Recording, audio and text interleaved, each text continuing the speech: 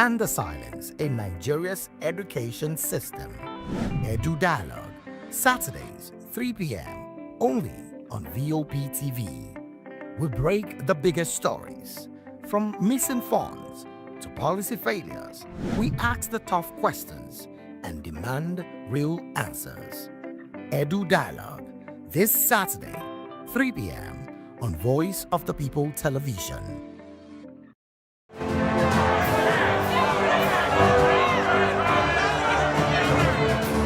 Do you want your voice to be heard? Do you know that you matter in the scheme of things? The People's Voice, the show where ordinary citizens take center stage as we discuss the biggest stories that affect you and I. With you in mind, we facilitate lively discussions, debates, and interviews on the topics that matter most to you and I, from social justice to economic empowerment, education to healthcare, governance, and more, tackling tough topics and amplifying your voice. Join the conversation and make your voice count. The People's Voice. Make your voice count. Are you ready for the extraordinary? Something big is happening on your screen. Introducing VOP TV.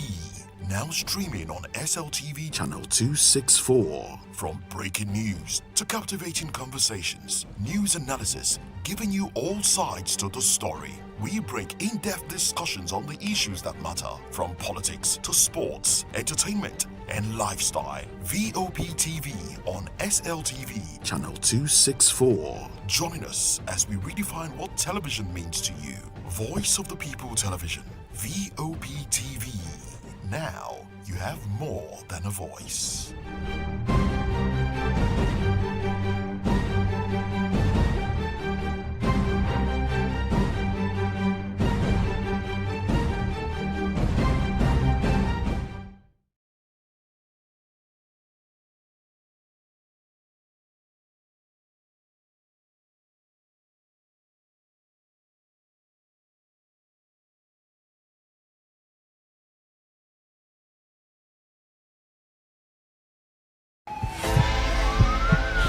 This is Health Check, your weekly guide to better living, smarter choices, and trusted answers. From everyday wellness to urgent health issues, we've got you covered. Health Check, only on Voice of the People Television, where your health has a voice.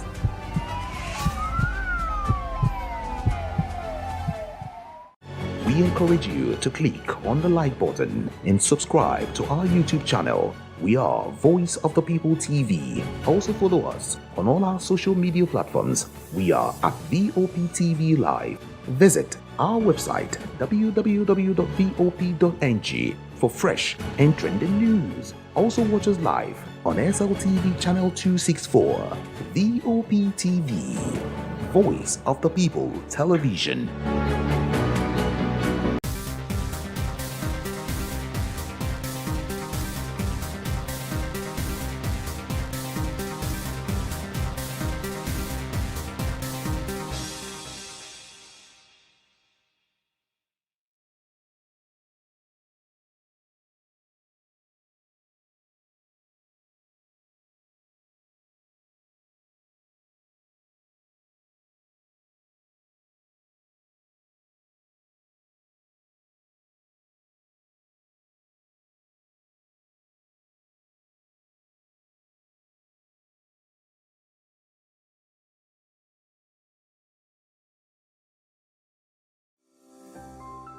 VOP TV.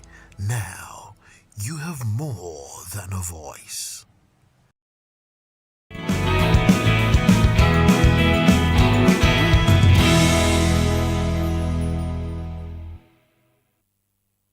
Beautiful Tuesday morning here in the city of Lagos, where we broadcast from, and it's also the 9th day in the month of December 2025.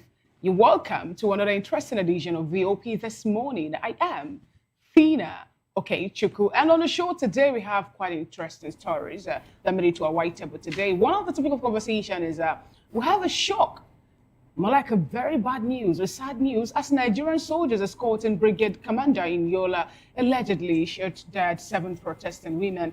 And we learned that some other persons also sustained various degree of injury. Away from that story, we'll go down to a particular state in Nigeria where the governor himself have declared that any contract that will be awarded or any appointment that will be made will be done or given to APC members. And that's actually the condition. We heard also from Edo State that cabinet or appointed members must wear the cap that have the alphabet insignia on it. If not, you'll be falling out to the governor of the state.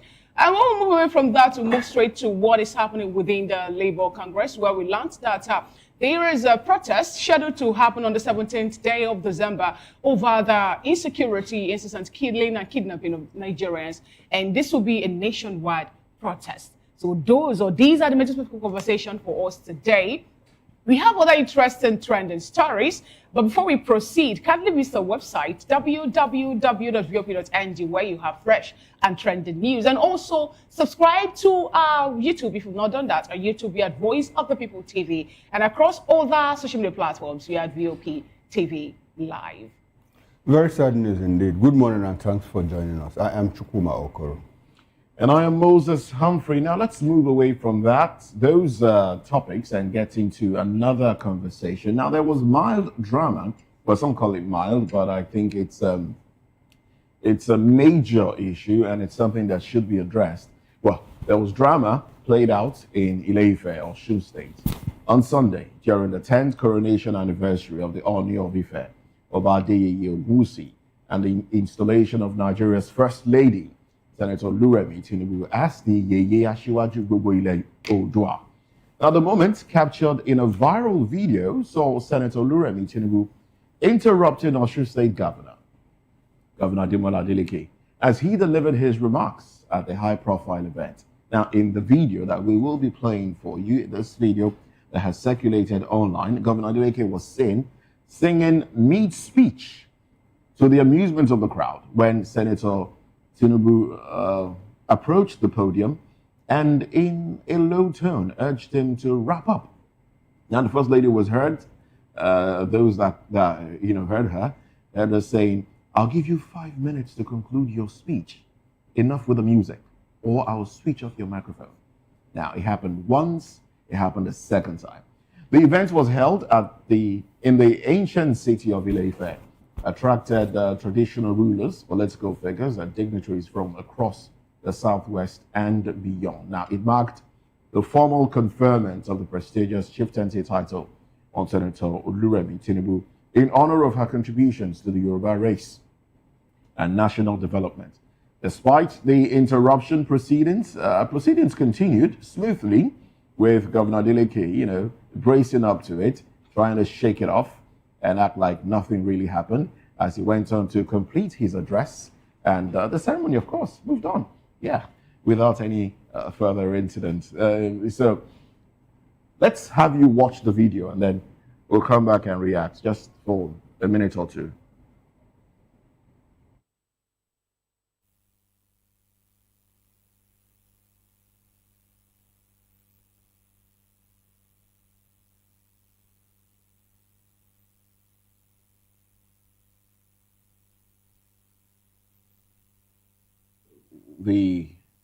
I wonder why the sound isn't there. I should have had the sound there actually, and I hope you can see, because this is quite zoomed in, but I hope you can. Okay, so those were the two occasions. Well, I wish we had the sound there, so that we would have, seen the governor trying to sing a song. I think he was trying to sing, but I can't remember the song now. I wish we heard it. But interesting part is there are a lot of sides to it, and I think the First Lady's media team said, "Oh no, they were just having banter," But Doesn't look like that. Doesn't look like banter. Doesn't look like banter. And we know the Governor Adeleke. We know him for the usual dancing, the usual singing. He's a jolly good fellow. Now he might have done that a little too much. But I don't think it's it will warrant this disrespect, because as far as I am concerned, this is disrespect to the governor who represents the people of Osun State. It's disrespect to the people of Osun State. And for goodness sake, the governor is the host of the event. It's in his town. It's in his town. So he's the host. Yes, the Ooni of Ife might have been the one who invited the First Lady to confer her with that title, but the governor is the major host. So basically came into his home to disrespect him. You know, and then there are different angles to it. Different angles. I don't want to go into whether President Tinubu is from Osun State originally and how, you know, they felt, okay, I don't want to go into all of that. But this, and let's not lose sight of the fact that, one, we are Africans. And the issue of respect is paramount in the way we do things. Now,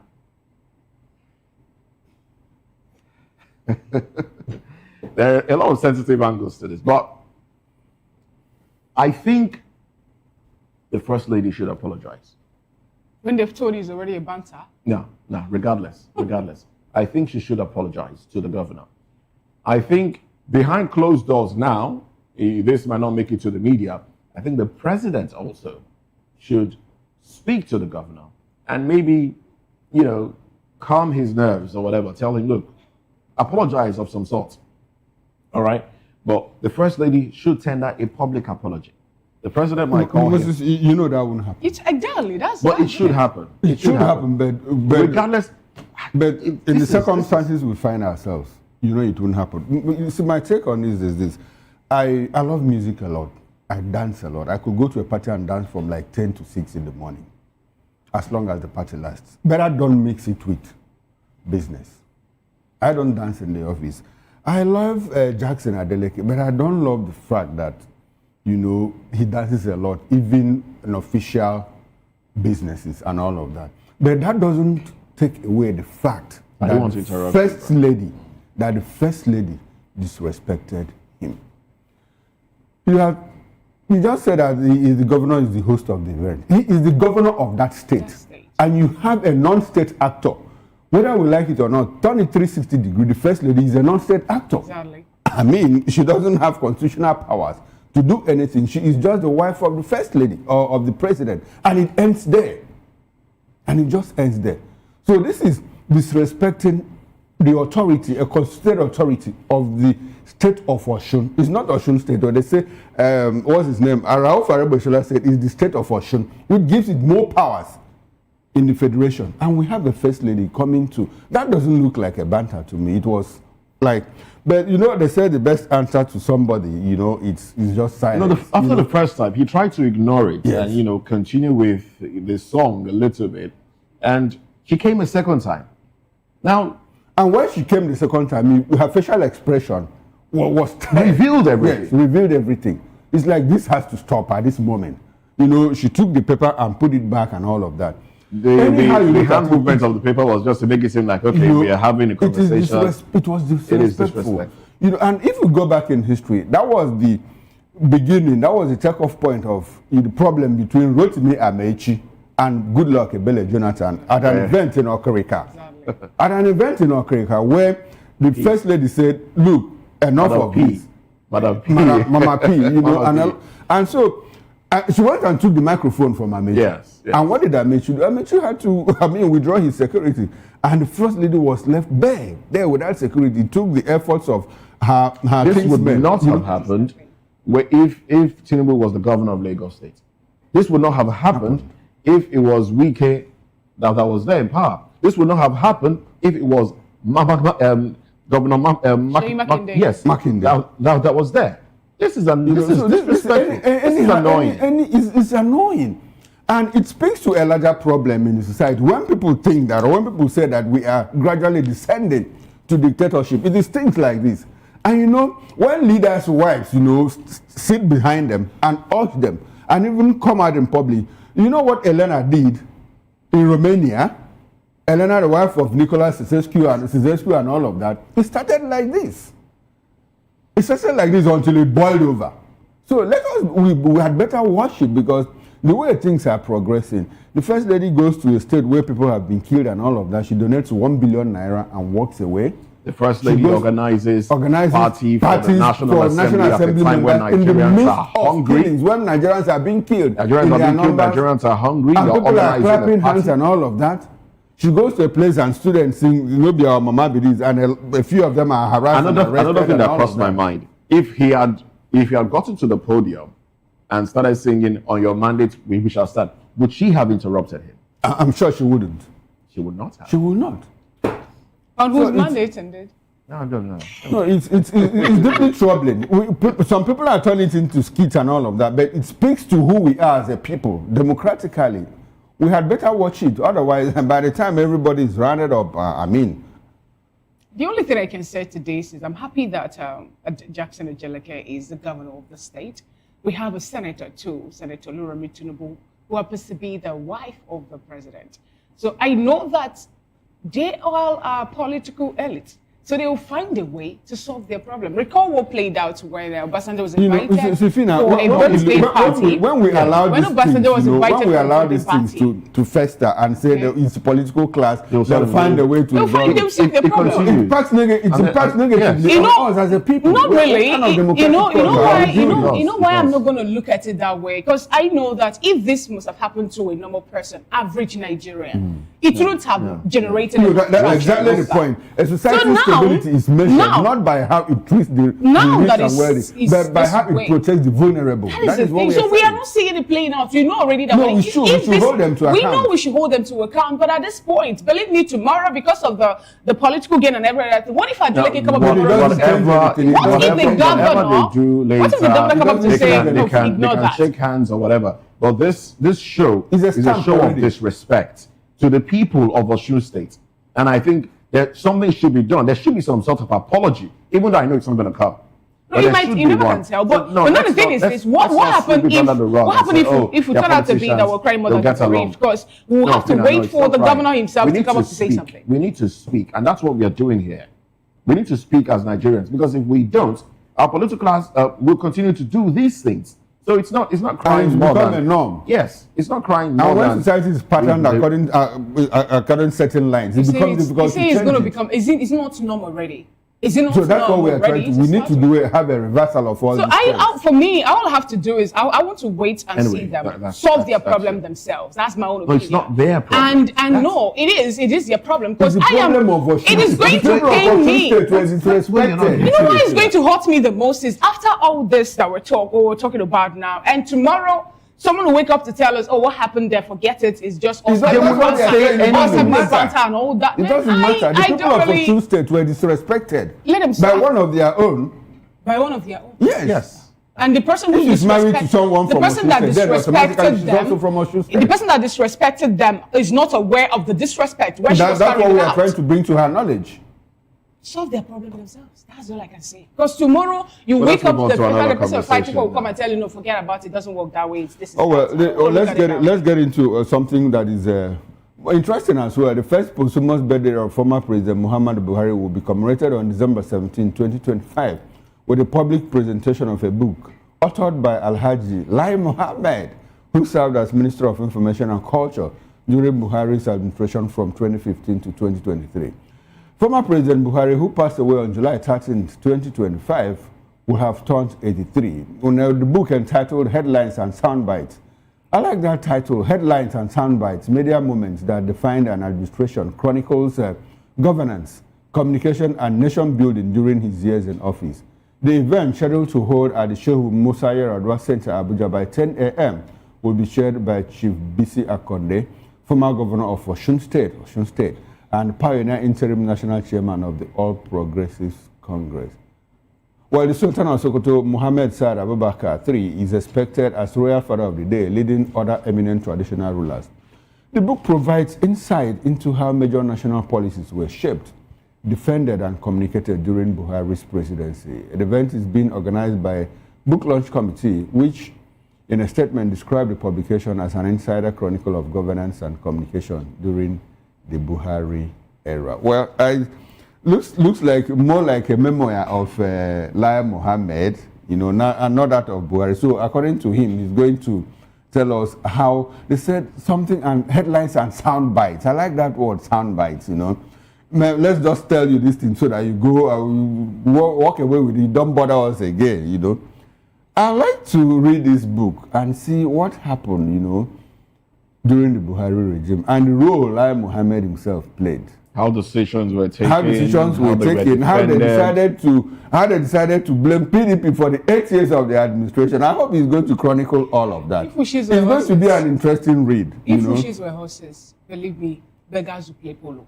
Okay. Now, when you expect to see all these things you're pointing or reading out now inside that book, you won't see that. It's not going to make it. Until they said headlines and sound bites. Oh, Baba, you know, we'll wait and see how it turns out. Honestly, it will be a very interesting read, and I like to see how, like Moses said, decisions were taken and all of that, how we're pushed out to the public in terms of, well, were they communicating or were they playing politics or was it propaganda and all of that. It's a book that every Nigerian, and I think people in ADC should go and read this book as fast as they can so that they'll learn lessons. It's also going to tell us, I know there will be a prayer, the moment and after, you know, so that they will understand. And I hope that Lai Mohammed will tell us his role as National Publicity Secretary of the ADC, or of the APC, you know, in the days leading up to the elections and how they worked around it to ensure that Buhari won the elections. It's going to be a very interesting read. I expect it, you know. I also believe that the words of Buba Galadima will also make it to the book too, how he was being begged, how they begged him to come join the politics, even when he hated politicians, because that was what he told us. They practically dragged Buhari to come back into office so that we'll hear the all OPC of that. killings... I'm very sure all of that will be there. Let's see how... I'll get the hard copy. You will? I will. I'll find a way to get a hard copy. Yes, because... Babangida book sold for Ghana how much at the launch? I can't remember. I can't remember. It was in excess of billions. But they should please make it also to have a soft copy too, so that people like us can, you know, access. But you just said I'll have a hard copy of it. Okay, for keeps. For keeps. So their children can also read. Exactly, that is it. Find a way to have it. Away from that, the Minister of Federal Capital Territory, Somweke, has disclosed that budgetary provisions have been made by President Bola Tinubu to support the judiciary. Wike, in his goodwill message at the special court session formally marking the commencement of the 2025-2026 legal year of the Court of Appeal in Abuja on Monday, stated that provisions have been made to construct additional residential houses for FCT High Court judges to mitigate housing shortages and ensure all judicial offices are appropriately accommodated. In a statement by his spokesperson or spokesman Larry Olayinka, Wike disclosed that under the president's decisive action, the Federal Capital Territory Administration has formally handed over the certificate of occupancy for the Supreme Court's land and commenced the full perimeter fencing of the entire complex to safeguard the nation's apex court against encroachment and security breaches. In his words, the swift, long-awaited intervention gives the apex court of our beloved country the much-needed confidence building which had not been done in past administrations. Wike also listed various interventions and support the president has provided for the judiciary through the FCTA, to include the ongoing construction of secure and befitting residential quarters for heads of courts within the FCT and the ongoing construction of a new magistrate court complex in Jabi District to expand access to justice for FCT residents and reduce the burden on existing court infrastructure. He further stated that the projects were designed to directly support judges in the performance of their duties. Interesting one, initially after the 300% increment of the salary and the allowances of the judges, Nigerians were like, oh, do we really need to go further to say we want to build a house for them? This caused a little rift. I could recall when Nigerians were talking about it, saying that building houses for the judges in one way or another is a way to more like induce them, not to no longer be straightforward when they want to pass the judgment. They might be influenced by such gain. But now that the FCT minister is telling Nigeria that the president also have made it a budget, include the building of houses for judges and every other thing that has to do with the FCT judges, administration too. It speaks volume to where our money is going to. For you to ask him what the burden and I actually don't have a problem with building houses for judges and judiciary officers, I don't have a problem since it has become, what the FCT is about now. Trying to make them comfortable and the rest. That's the language. It's okay. It's fine. But I don't think it should be restricted to judges alone. I think every other civil servant should have some sort of housing built for them. I mean, everybody needs to be comfortable to be able to do their jobs well. So I would like to see the minister of the FCT as well allocate some sort of land and property for civil servants within the FCTA and other ministries as well. I would like to see other states, because it shouldn't be judges or judiciary workers within the FCT alone that are benefiting from this. We should have governors in other states. There should be some sort of a policy or something, a law or something that would say that, okay, governors in their states should build structures or provide land to judges, judiciary workers within their states, and also state workers. I know the cooperative organization, the cooperative society in most MDAs and parastatals do that. But let's see this go round. I have problems with this. It's not. Move. I know you would. You know I have problem. No, not that. But I have problem with this. We have three arms of government: executive, legislature, and judiciary. Why won't they find a way to structure the salary of these people so that it will go more like be a par with us? We don't know how much the president is earning. We don't know how much the governors are earning. Even the money is being paid to the National Assembly members till today, we don't even know how much it is. Fifi, so let them find a way, instead of handing them incentives and more like they're doing them a favor. I thought you were going to an angle that I'm going to now, but you now talk about salaries, and we are talking about building houses for judges and all of that. I don't have a problem with building houses for judges, but I have a problem with the process of doing it and who exactly is the one doing it. Now, according to what Fina said, which is a fact, we have the three arms of government, the legislature, the executive, and judiciary. And in our constitution, in our financial accounting, we have what we call the Consolidated Revenue Fund. This is drawn direct by the arms of government. Now, Abuja has a special status, so we more like treat it as a state. That's a different thing. But I also understand that judges' salaries and emoluments come through the National Judicial Council, headed by the CJN, who is the head of the judiciary.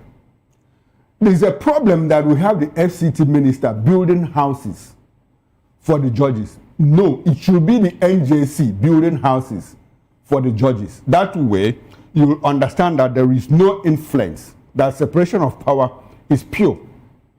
But under this case, we have the executive building house for judges to do what? To influence them. That is wrong.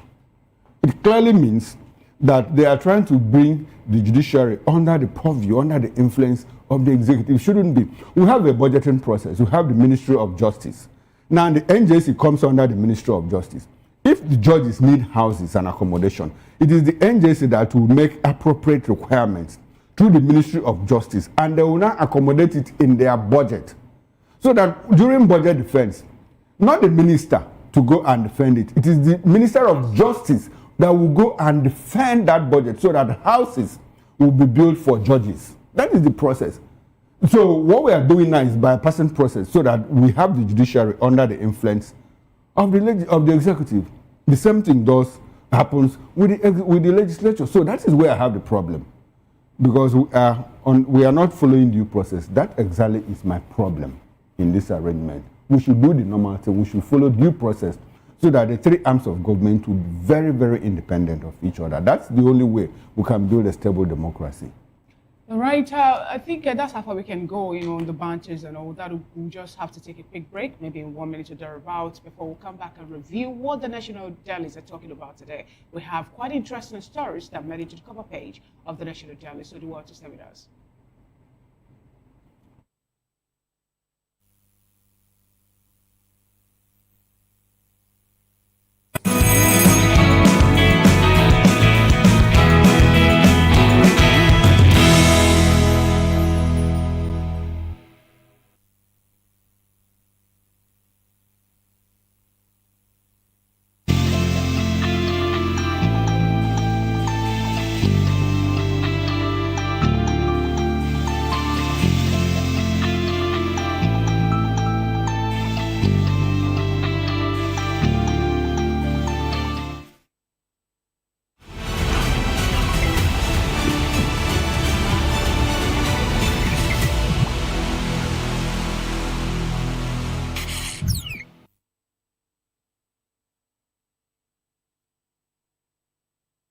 Welcome back. It's still VOP this morning. Quickly, we have the Nigerian Tribune, we have the Vanguard newspaper, the Daily Trust, and a whole lot more. But I would like to start off from the Nigerian Tribune today.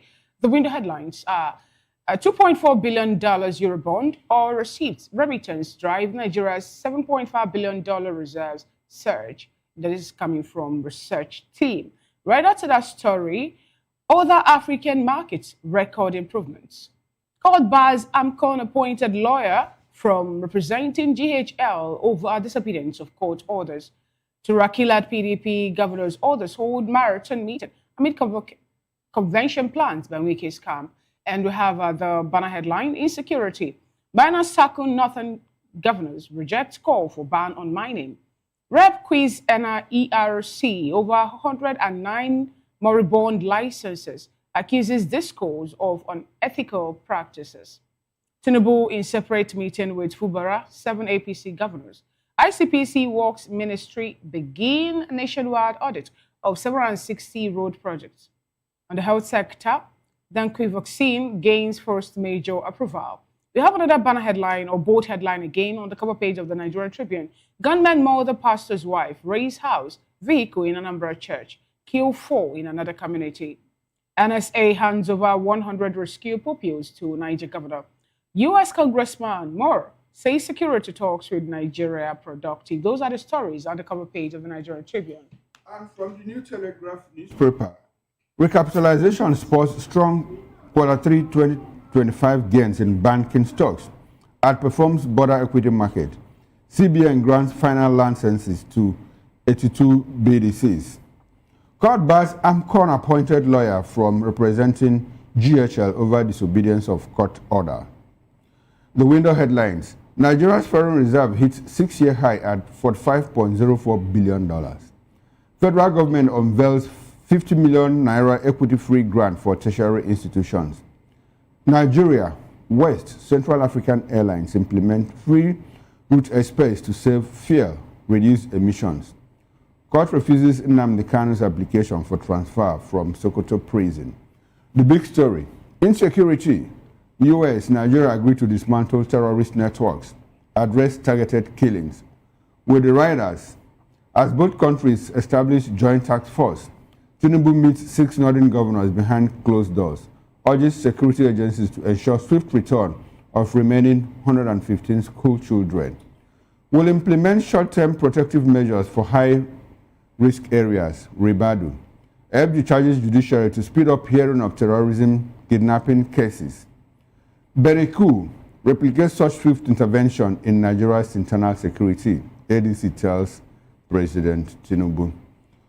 Another major headline, Wike's Caretaker Committee, contempt of court. That's according to the PDP. Governor Mohammed can't stop mass defection from party, FCT minister. SANU threatens strike over marginalization, unpaid 50 billion naira allowances. Orders. ICPC Works Ministries track 36 trillion naira federal road projects nationwide to audit 760 roads nationwide. Tinubu warns public officers against corruption in governance. Says Yaradua wanted Nigeria governed by institutions.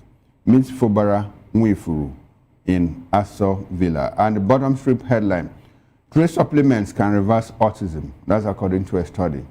And that's it from the New Telegraph newspaper.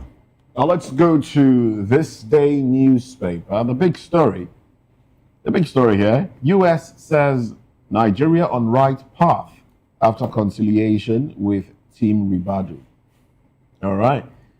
Congressmen conclude visit, reveal security framework within site, ensure safe return of remaining abducted students. Tinubu tells security agencies. Welcomes return of 100 school children in Niger State. All right. And then on top of that one, we have Judge. My order restraining AMCON over GHL subsists. Bars AMCON appointed lawyer from GHL. IGP. Nigeria police suffers greatest reputational damage from misinformation. 2025 licensing round. NUPRC releases ground rules, set signature bonus at $3 million to $7 million. disqualifies previously defaulting firms. Government debtors. Sets minimum turnover for bidders at $100 million for deep offshore, $40 million for onshore. Commission denies withholding. FEE says over $185 million, 14.9 billion naira released to NNPC. And then there are some other headlines here. Well, I think that's basically it, actually. Those are the headlines on the cover page of this day newspaper. So now, let's move away from newspaper headlines. At 10 o'clock, we'll get into reviewing these headlines with incisive analysis. But in the meantime, let's get into the conversation. Shock as Nigerian soldiers escorting brigade commander in Yola allegedly shot dead. Allegedly shoots dead 7 protesting women and others injured. Well, let's talk about this when we come back.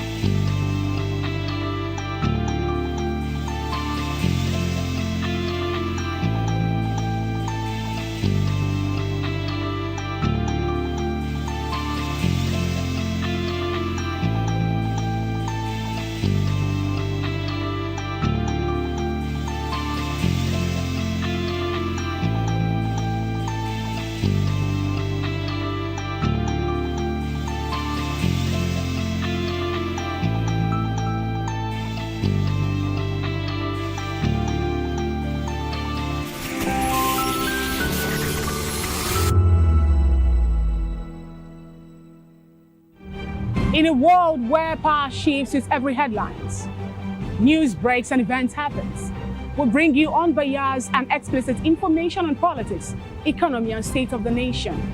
We break down the chaos. Facts, not fluff. Truth, not a spin. We discuss not just politics, but a glimpse into the future. Join Moses, Chukuma, and Fina on Voice of the People TM. Voice of the People Television. Now you have more than a voice.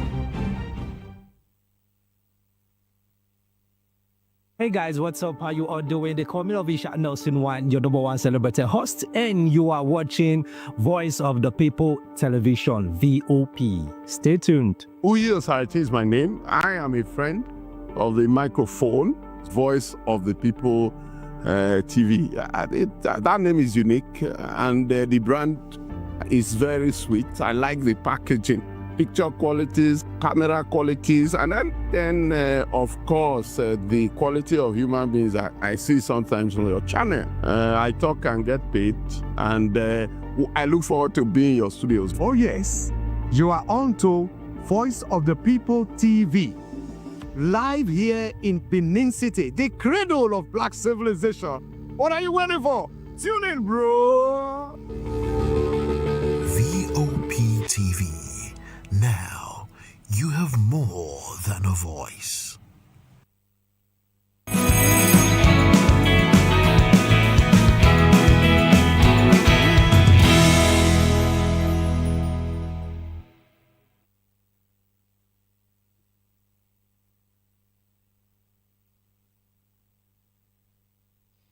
Glad to have you back. It's still VOP this morning. A peacekeeping mission in Lamurde local government area of Adamawa State turned deadly on Monday after soldiers reportedly opened fire on armed protesters, killing at least 9 persons, including 5 women. The victims were among residents demonstrating against what they describe as the government's failure to protect them from repeated attacks by unidentified assailants targeting their communities. According to reports, the peaceful protest was led by women chanting and calling for help after weeks of violent incursions that left several villages exposed and fearful. Eyewitnesses told journalists that chaos erupted when military personnel allegedly tried to disperse the gathering. The situation escalated quickly, leading to live ammunition being fired into the crowd. Following the shootings, violent clashes broke out and spread to nearby villages.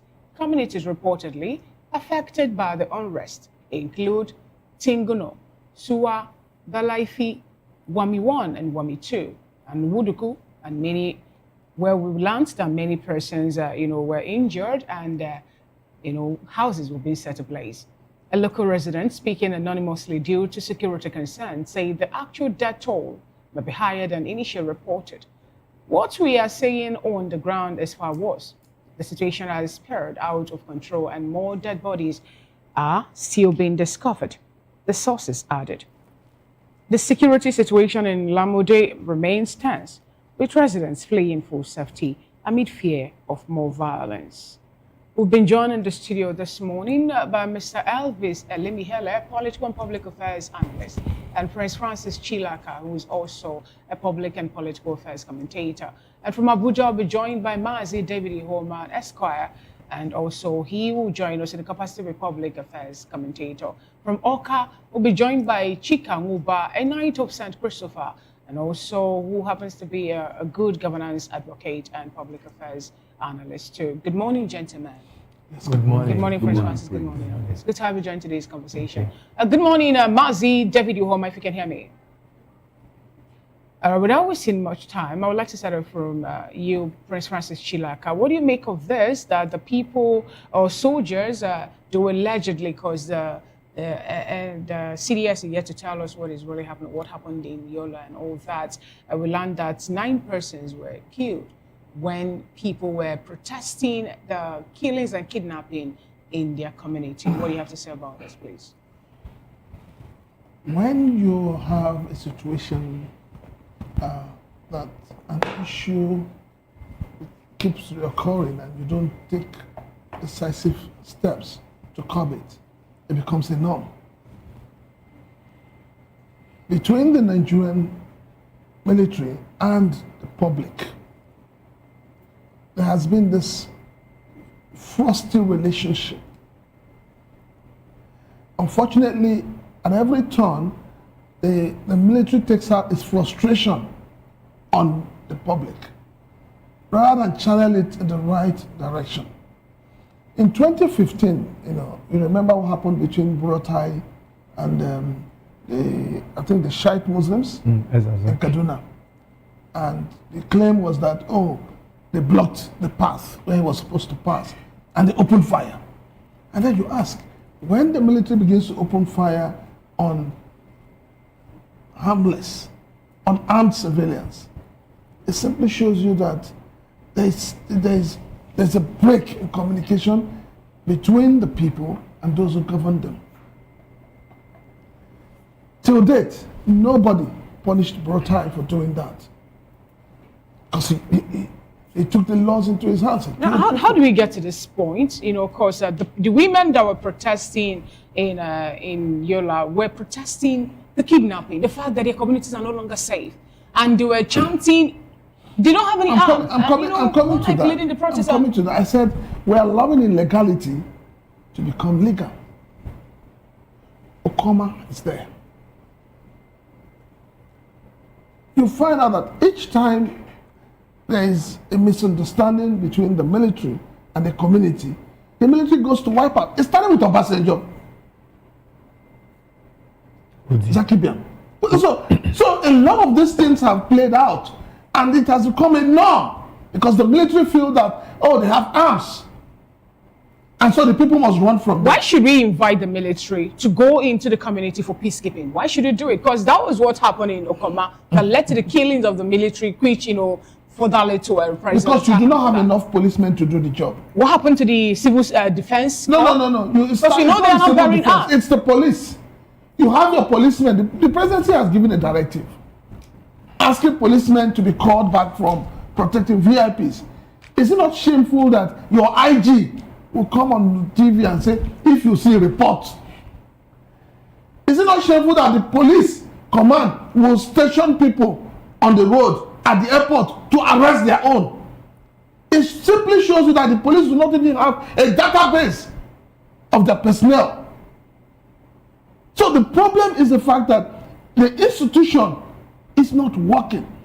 Institutions that are meant to work in this country are not working. And as long as these institutions do not work, nothing would, be in the right place. So, I mean, these are women. Women, we're not even talking that, we're not even saying that they are youths. Do you know the number of youths that the military have killed? The last I checked, Amnesty International said about 10,000 youths have disappeared in the hands of the military. But rather than punish those who should be punished, you give them ambassadorial appointments. You elevate them. So it means that everybody will do the same. So why would a military people, military officers going for peacekeeping begin to shoot at women? You open fire at women. That is the height of impunity. It's a disgrace. But yet, nobody has said anything about it. Our president is quick to go to Benin Republic.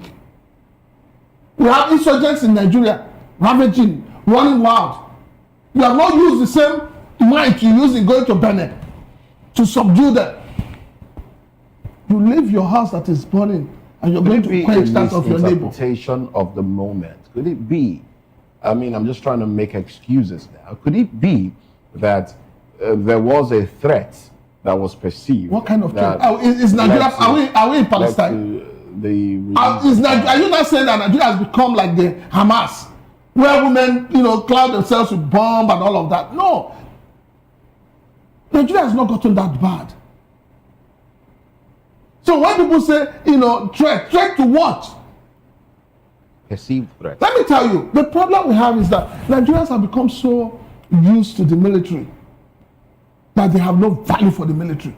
And the military, they have lost respect of the people. They don't have value for the military, or they have a sense of fear over the military. There's no fear anymore. Not respect, but Let fear. me tell you, before now, when you see a military man on the street, you respect him. You hold back. Exactly my point. Okay. But the point is this. What we see now is fear, not respect. We don't even see the fear. We don't even see anything. No, I mean Nigerians. What do they have for the military? Is it respect or fear? You can call it no respect, it's fear. Okay. But that fear now is also eluding. Go to my 2. It's not far. Go to my 2. You see area boys standing on the bridge there, harassing people who go to the port to clear their cars. And if you see a military man and you try to talk to him, the military man itself will first of all run, because he does not trust what will happen to him with those boys. But it wasn't like this before. Okay, Elvis, let's have your reaction to what happened at Lamode the other day, yesterday. What's your reaction? How did it hit you, when you got the news? I felt bad. It's pathetic, especially when it has to do with women. And these women have been terrorized for some time, and they were protesting because they were not covered. There was no protection for them. And the only way they feel they can air their grievances was just to come out. You see, they were holding leaves. That shows sign of peace. They were not out for anything like violence or anything like, we want to destroy. They were just lamenting the situation they find themselves. Unfortunately, the people they so believe in that, maybe this can even be of help. We are even people that came and opened fire on them. That's why I felt so bad about the whole situation. Like he has said, we had this kind of situation sometimes with the Ezazaki people. Till today, that matter is still on. You see them coming out to the street in Abuja and even in Kano. We have OD that was leveled during Obasanjo's time in Delta. We have had so many of these. We have the Zakibia in Benue. So many of these with our military. In the military tradition, who should be held responsible? Is it the brigade commander or that they were escorting, or is it the soldiers? No, definitely. What will happen in terms of court martial? Who should be held responsible? The brigade commander must be called out because he is the one that has his boys. Then his boys, he should be able to fish out, because as a senior officer, a brigade commander, you are not supposed to. He's supposed to have known the ethics of his job. Descending to so low to that extent, releasing arms, live bullet on women. The brigade commander, before you pick, by the time you pick, my people always have a program. They said when you pick the mother hen, you use your hand to round up the chicks. Pick the brigade commander, then every other officer, junior ranking officers around him that carried out these men, they all be court-martialed and used as example for others. We are counting numbers here now. Opinion that the shooting happened maybe in self-defense, juxtaposing that with what played out with the brigade commander, Sani Uba, who was killed, after he called his team to say this is what happened and all that. And now it's more like the military are beginning to, become a bit apprehensive, and that was what Uba found himself in the midst of terrorists. This military, the brigade commander, no matter how this picture is painted, found himself in the midst of women, unarmed women, harmless women.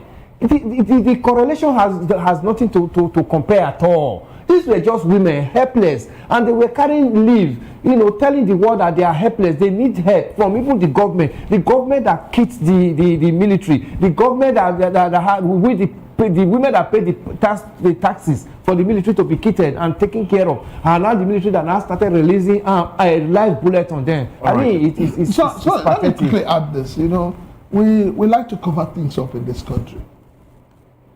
We remember what happened with the NSAS, even though we try not to talk about NSAS. But we remember what happened with the NSAS, where it was finally agreed that the military opened fire. Why is it that our Nigerian military officers are trigger happy? Why? We need to know why. That's a very important question there, but looking for answers to that question is the issue. Why? Why do we have trigger happy officers? And who brings them to book, really? That's the big question. Because in a lot of cases, the people don't get to see these perpetrators being brought to book. We hear that they are court-martialed. Some of them take their ranks taken up. But is that enough for the lives lost? Well, let's take this conversation to our virtual guest, Mazi David Ihuamanel. Now, what becomes... Good morning to you. Let's establish communication first. Good morning. Good morning. Good to have you join the conversation this morning. Now, very simple question. What becomes of a people when their protectors have turned out to be their tormentors? What becomes of a people? Well, the fact is that the Nigerian army has exhibited this tendency of killing unarmed protesters. Right from the time that the IPOB members were protesting up to the point of the NSAS protest. One could recall that when the NSAS protest became violent was when the Nigerian army killed the unarmed protesters in Lekki Toll Gate. And that culture and impunity of Nigerian army is killing citizens who are just protesting without any punishment meted to them, has made them keep people extrajudicially without any accountability. And such cannot be condoned in a democratic setting. Everybody must be held accountable to any life that is lost by his act or omission. Because we understand that the circumstances where a person can take life is where there is insurrection or in defense of self. That is where you can willfully take someone's life outside the recommended means through judicial process, because only the court that can pronounce that someone life should be taken and such person's life is taken. So outside this, any other means through which any person's life is taken must be held accountable before the law. So the Nigerian military has nurtured this culture of killing unarmed protesters, and such must be rebuked and restrained with reasonable forces of law. Mazi, some persons of the opinion that military, they are peculiar people with training and all that, and they are not trained to be inside Nigeria or inside any country, but to man the external borders and make sure that it protects what is happening within. What do you have to say about the fact that we have military personnel littered everywhere? Not like putting checkpoints and all that. From Lagos to the south, you have multiple checkpoints and all that. And we have seen them use the fist curve, the strong training they must have gained during the drills and all that on civilians. Why do we have them everywhere? Why do we have military being sent for peacekeeping? Well, the Nigerian military has been overstretched. Normally, they ought to have not been their responsibility to mount on checkpoints and maybe to maintain internal peace.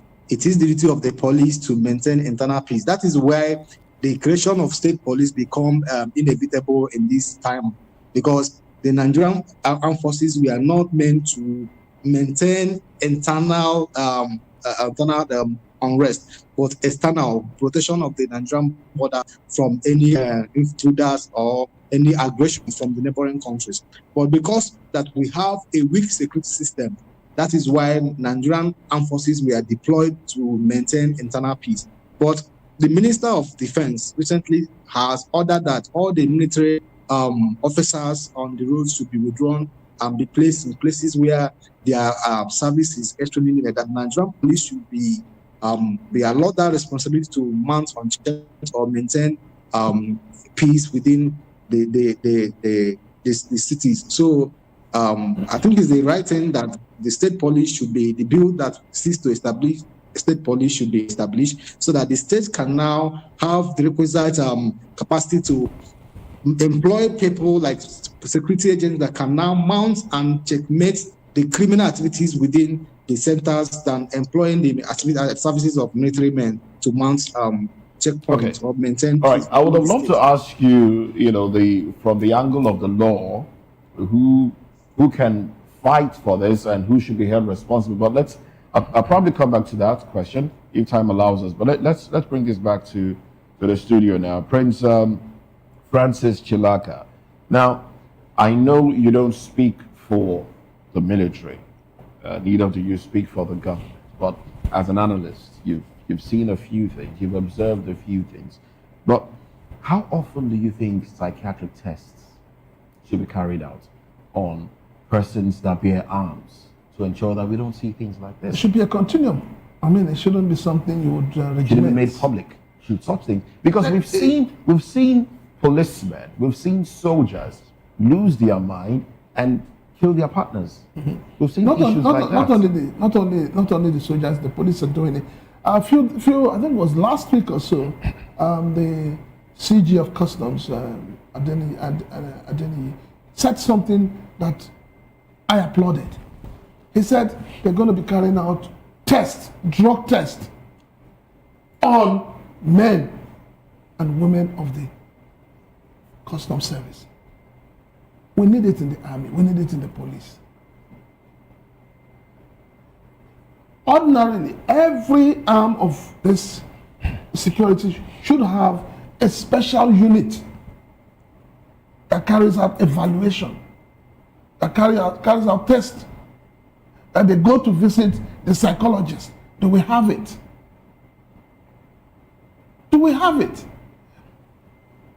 We must, while all this is going on, we must also look at these are military men, these are security personnel. What is their life like? Where do they live? Can that be a contributing factor? It is. For them to shoot innocent people instead of shooting terrorists. No. See, a lot of things play out. And we must all be honest with ourselves. You can't give what you don't have. It's as simple as could make them a go living insane. condition can make you go insane. The salary you earn can make you go insane.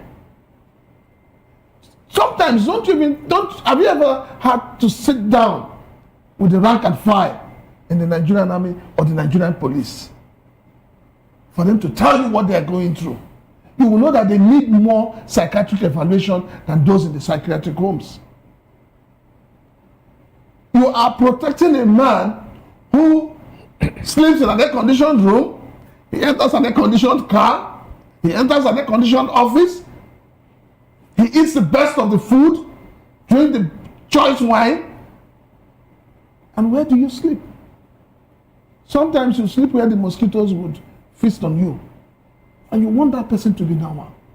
Exactly the point. Now, instead of going against the very people that oppress them, they go against innocent civilians. That's the question. Because that's where you go to where your strength lies. Okay, now Prince, let's bring in our guest from Oka. He is Chuka Woba. Chuka Woba is a knight of St. Christopher. He's a blogger, good governance advocate, and public affairs analyst. Good morning, Mr. Chuka Woba, and thanks for joining us on VOP this morning. Okay, you need to unmute your mic so that I can get your audio feed. Good morning. Beautiful, Chuka. Good to see you. Good to see you again. Now, we having a situation in Adamawa State, Lamude area, to be very particular. And we saw soldiers escorting their boss, the brigade commander, unleash terror on innocent women. I'm sure you have followed the conversation for a while. So let's have your reaction. What do you think? What should we do? Who should we hold responsible? Well, it is very bad when Nigerian government employs cultists into the armed forces. When cultists are employed into the security system of a country, that's what keeps happening. Because I don't know why any right-thinking human being who underwent training and who went to school would openly shoot protesters who weren't armed, protesters who were not causing unrest. So it is very bad. You see that it just explains to you the characters that Nigerian government employ, recruit into the security system of the country. That's why it is always good, because if you see these policemen, these military men that take laws into their own hands, that go all the way. It's an interesting angle that you've brought to this, Chika. It's a very interesting angle, especially seeing that there's a call for about 20,000 more recruits into the police force. Are we, without addressing the usage of arms, the mindsets of those that bear these arms, are we likely to see more problems? We also bear in mind. Yes. Also bear in mind that there's a conversation going on around road safety personnel bearing arms as well. Are we, if that passes through, are we going to see a bigger problem on our hands? I will bear arms too. I may have to bear arms too, because there are so much proliferations of firearms in Nigeria. So there are too much arms out there in our society, and it is not good. So like one of the discussants that stated, it is very bad that Nigerian army can be seen on our roads everywhere. Nigerian army does not carry respect again. They do not enjoy fear, you see. So because before you could find military men passing, then not a common sight. But today, you see that military men do the jobs of police, do the jobs of civil defense. They behave as though they are no longer poised to protecting the Nigerian state. You see it? So it is very unfortunate. There is no need recruiting anyone again into the armed forces. You think so? Those who have been recruited already are not living up to expectation. Okay. Their welfare is very bad. Government does not take care of them. That is the truth. Okay. Government does not even care, and VIPs now make use of them as though they are their personal assistants. So it is very bad. There should be no further recruitment until the ones we already have are taken good care of, retrained, and in fact, they need serious work. Training and retraining, indeed. That's the president also spoke about rejigging the training institutions of the police and maybe some other military agencies as well. Let me bring Mr. Elvis back into this conversation. Basically, the issue about recruits, I mean, you know how some of these people come about. Some of them are just people with no formal training, no people who are ruffians in the neighborhood, and then they get drafted into the military, the police, and the rest of them. And then with this 20,000 that we are having, that the president has ordered to be recruited, and the usage of arms, what can we do? Let's look for a solution. Now, we know the problem. What can we do to ensure that things like this don't occur again? Yeah, it's even very fearful now, because the rate at which we are desperate to get this 20,000 now, because the president has made pronouncement that we should open up the flank to recruit. And in Nigeria, we don't always get the best when it comes to matter of this nature. That's enlightening. Yes, because before now, politicians will begin to bring some of their foot soldiers who were trained as thugs for them. Imagine somebody who is a thug for a politician, carrying probably pump action before. And now he's going to be recruited into the police. AK-47. And he's going to be given AK-47. Now he has a better license to have a better authority to shoot. And now to face Nigerians, whom he was also terrorizing with a pump action before. You can imagine how that is going to be when these guys are not monitored well, when they are not well adequately trained. The president is talking about renovating the training institutions around. They release money and they will be touring around. It is not just renovating the buildings.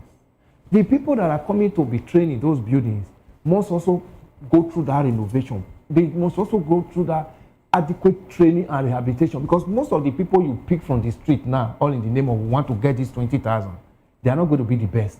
We said something like that last time, because the hurriedness in picking them now, and the politicians are going to make recommendations. Definitely, they are going to make us. We saw what happened in Okota during the governorship presidential election in 2023, when we saw talks came out. Those are the people that you are going to see now. Sometimes when you see some of Nigerian security personnel outside, you take a closer look at them. You see, how did this one get into this force? Just look at the way they look haggard. Look at the way that some of them, even before they leave home, they are on drug, or they are even on this, they are baraga or whatever. Is that how it's supposed to be? And you get to the office, you sign for a gun, and you are going to meet civilians on the street, armless civilians on the street, and you've already taken some of these substances at home before you go and sign for a gun. Is that part of the training? These are some of the things the training should really emphasize on, so that we don't have more of this. Tomorrow, Amnesty International will release the Nigerian Armed Forces infraction against the civilian. They'll be denying it. But these are obvious facts, what we are seeing now. Okay, Prince, we are dwelling on insecurity now, so I want to expand it a bit. But we had a debate the other day on my show, and we talked about Christopher Musa, the new Minister of Defense. As CDS and Minister of Defense, where do you think that he will have more powers to fight insecurity? Well, as a Minister of Defense, it goes it's no longer to the military. Okay. Not only attached to the army, where he originally comes from. So now he has a broader responsibility. Okay. And that broader responsibility means that we are expecting him to bring the experience he has garnered over time, the money we spent on training him and kitting him. We expect him to bring it to play. Okay, let me be more direct in my question. Where do you think that he is more powerful, as Minister of Defense or as Chief of Defense Staff? More as a Minister of Defense. More as a Minister of Defense. Okay, so because as a minister, every other person comes to him. It's like the NSA. Okay. But for me, an NSA is an aberration. We shouldn't have it in the first place. Others do. We shouldn't have it. But others do. Because when you have an NSA that is compromised, for instance, the whole system is compromised. Because the NSA is the one who goes directly to Mr. President.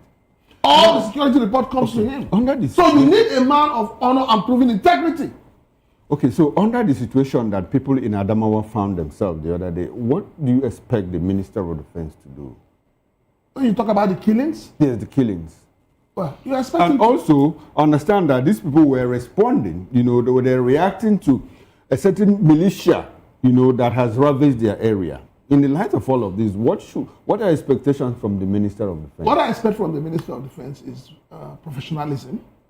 Right now, I expect him to, the brigade commander should be arrested. It's very important. You need to instill discipline in the system. And that discipline starts from the head. When you arrest brigade commander and you put him through rigorous interrogation and get him punished, I am telling you, those following behind will learn from it. So who should order the arrest? It's the Minister of Defense. Or the Chief of Army Staff or Chief of Defense? Well, it comes from Chief of Army Staff to the Minister of Defense.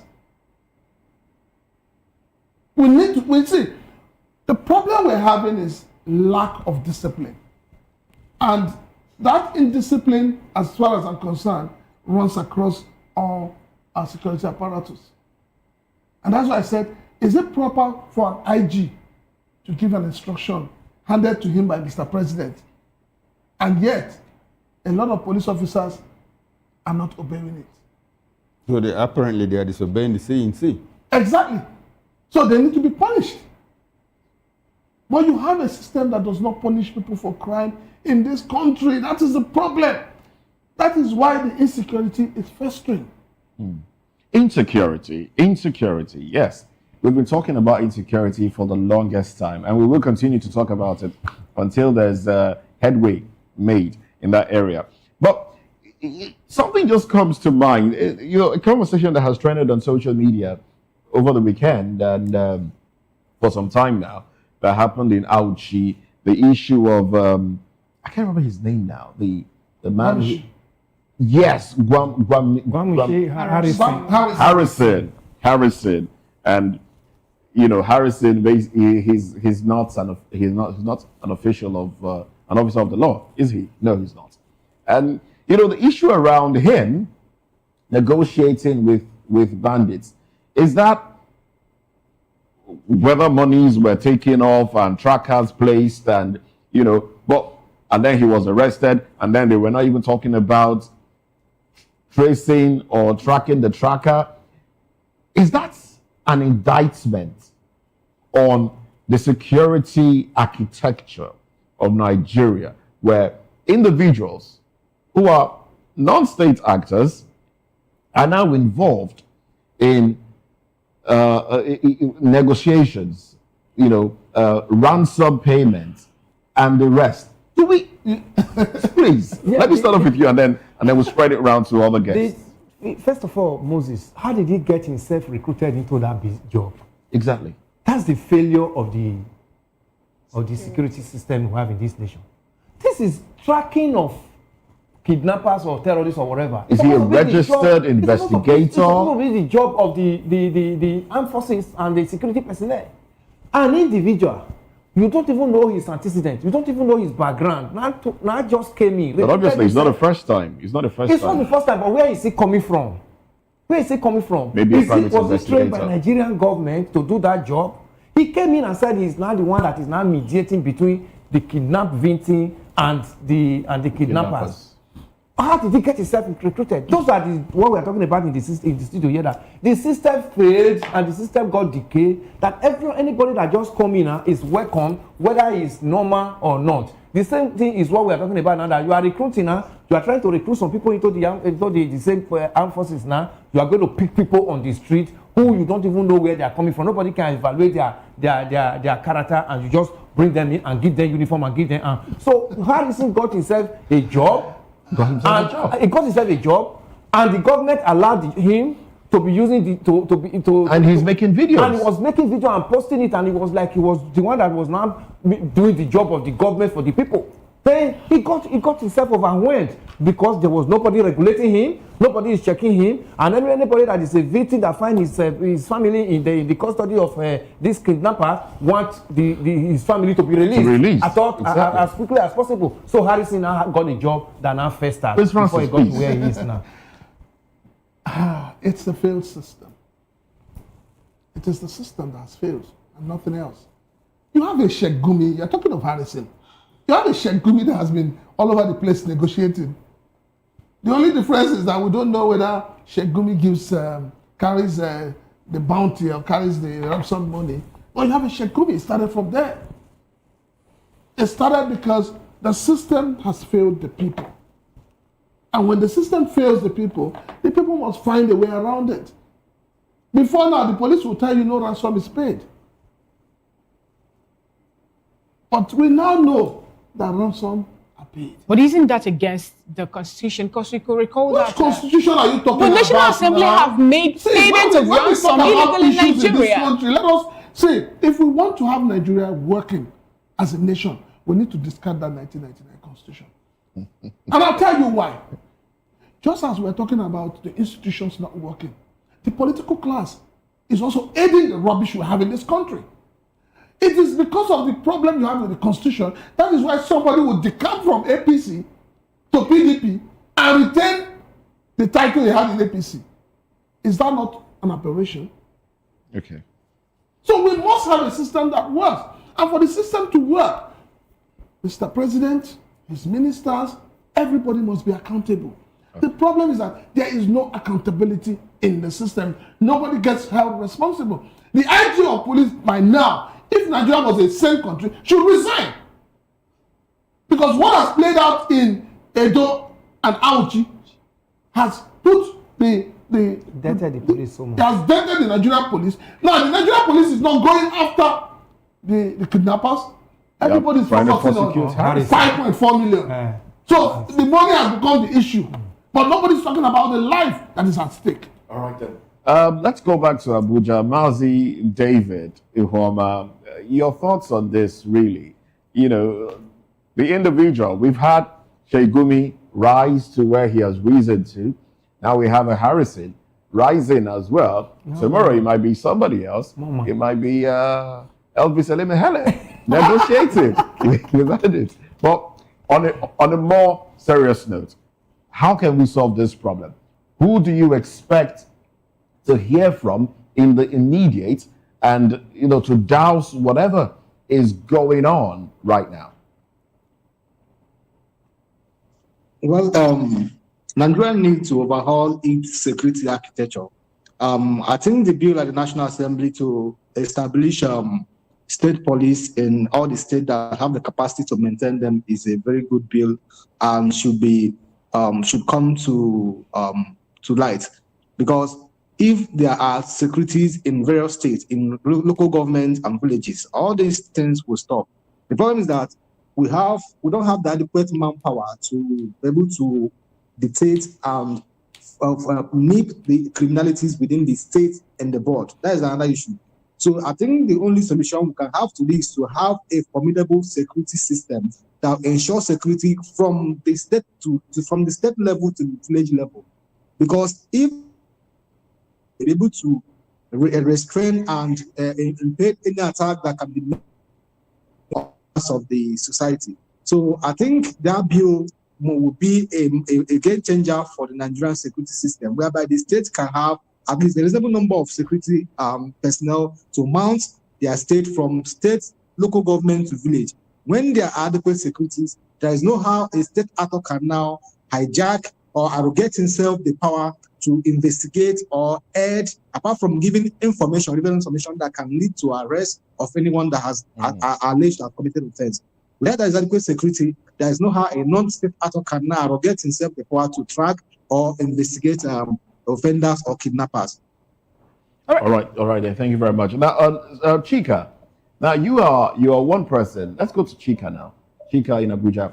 You're one person who has had quite the fallout with security personnel. and also as a student union member, you've had some confrontations here and there.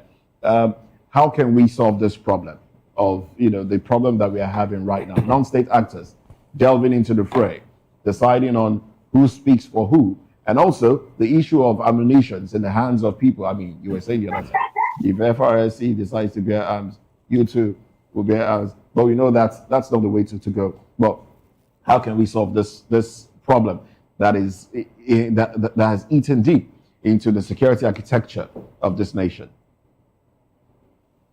One of the ways these things can be solved is to have the National Assembly doing what it should do, to have the presidency doing what it should do. Which is what exactly? One of those things is getting the security architecture working how they should work. Now, it should begin with training and retraining of personnel. It is not about recruiting new people into the armed forces. So, and I am against state police. I am against state police because the governors will use state police to wreak havoc on dissenting voices. I am against it. Why exactly? I mean, do you think, is it because you've been attacked quite a number of times? Yes. States like Ebonyi will abuse it. States like Ebonyi will abuse it.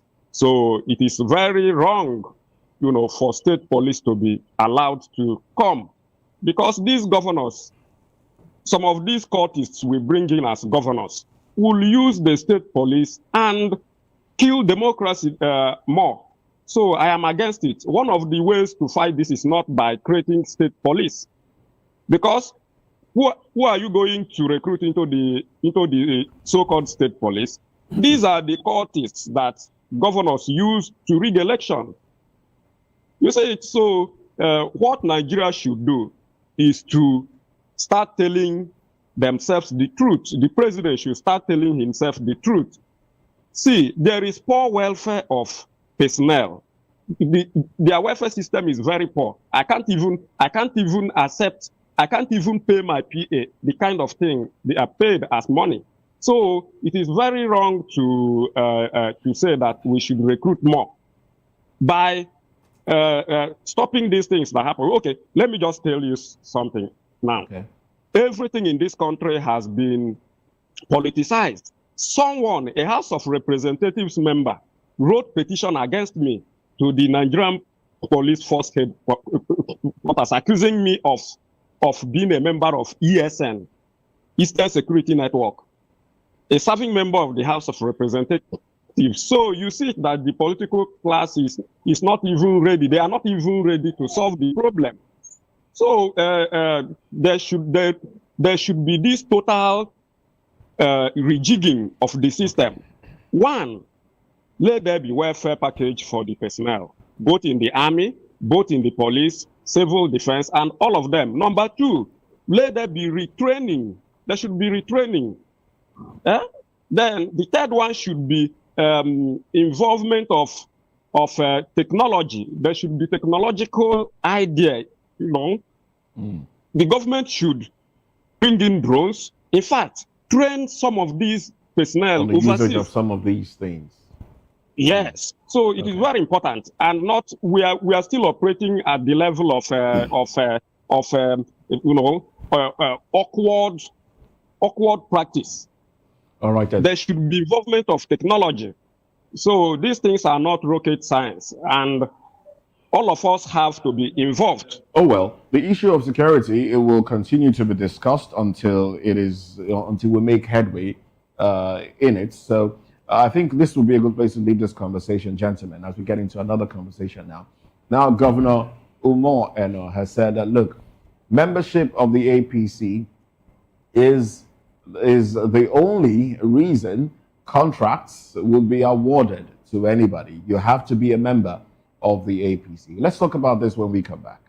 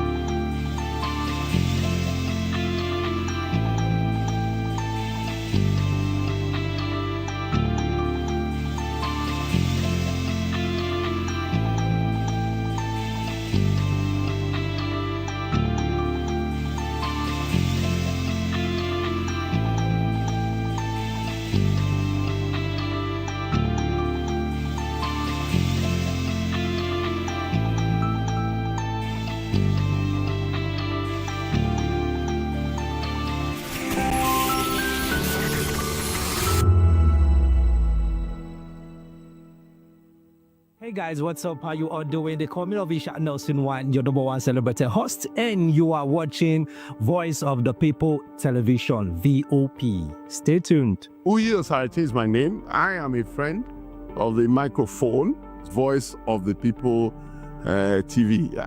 That name is unique, and the brand is very sweet. I like the packaging, picture qualities, camera qualities, and then of course.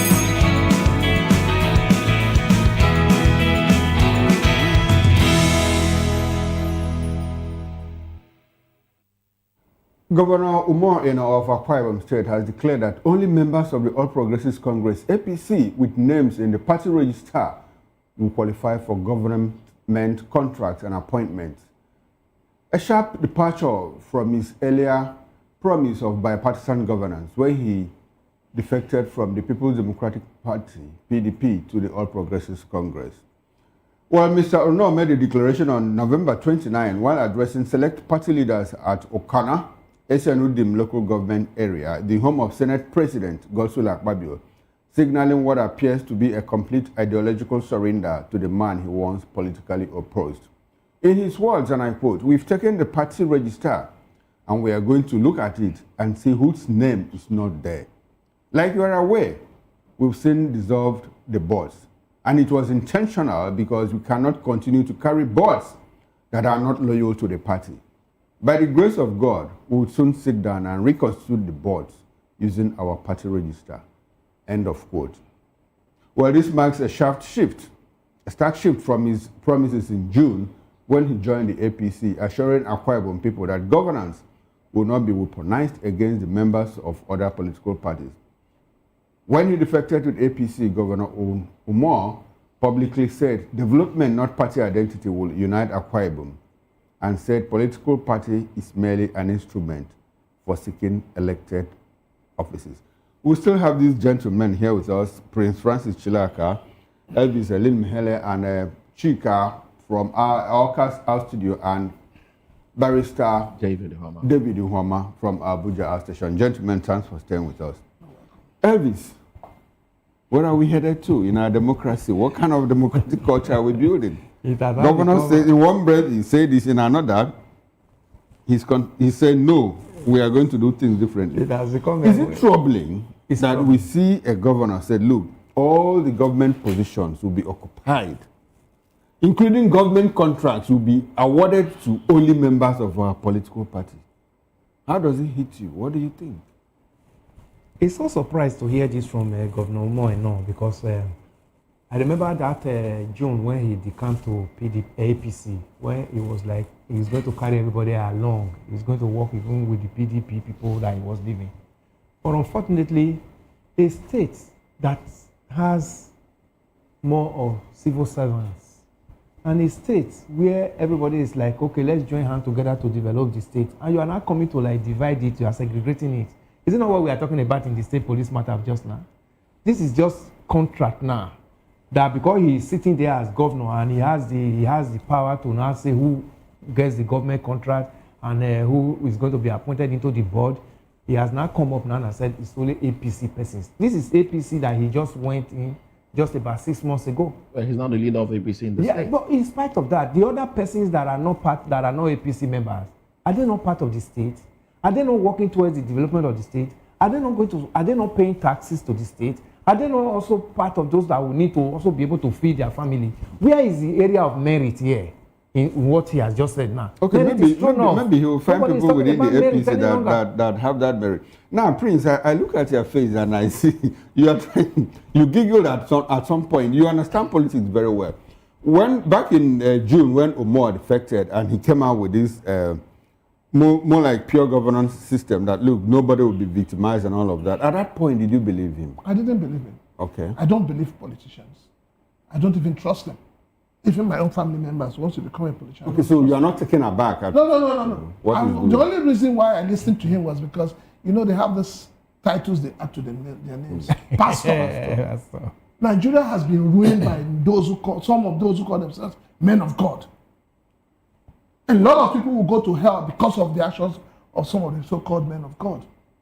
You use pastor as a bait to deceive the people.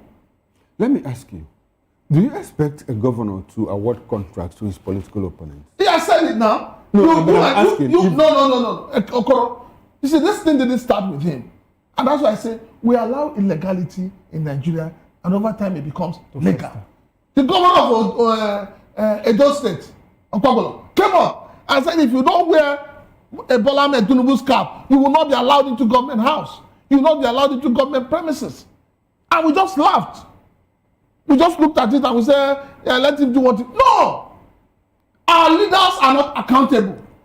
The problem that led to the coup in Benin Republic, this is part of it.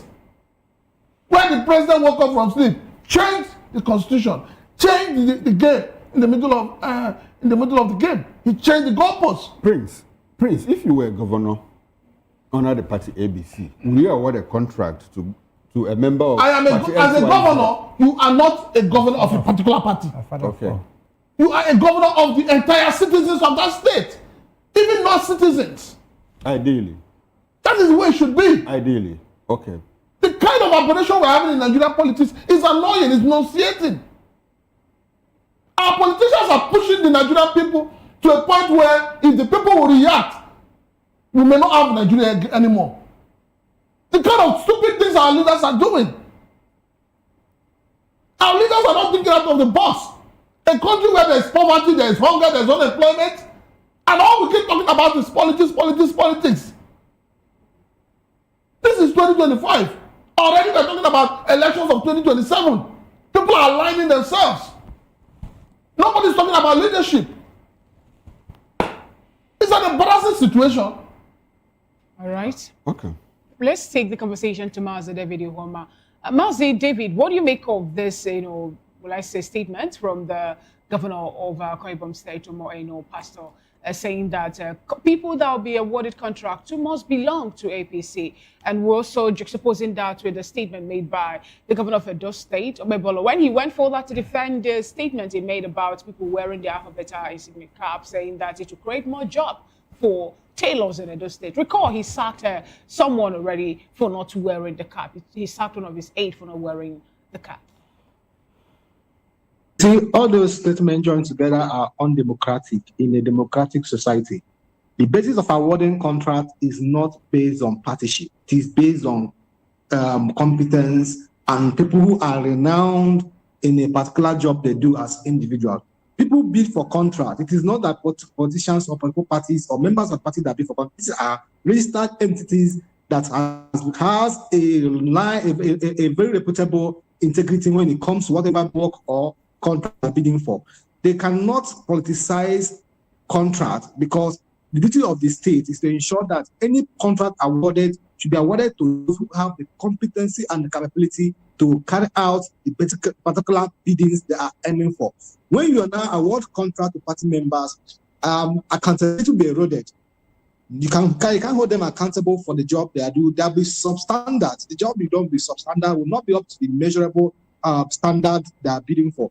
So it's inimical to our society and development for governors or leaders to be making such undemocratic statements that can only show division among members of the state.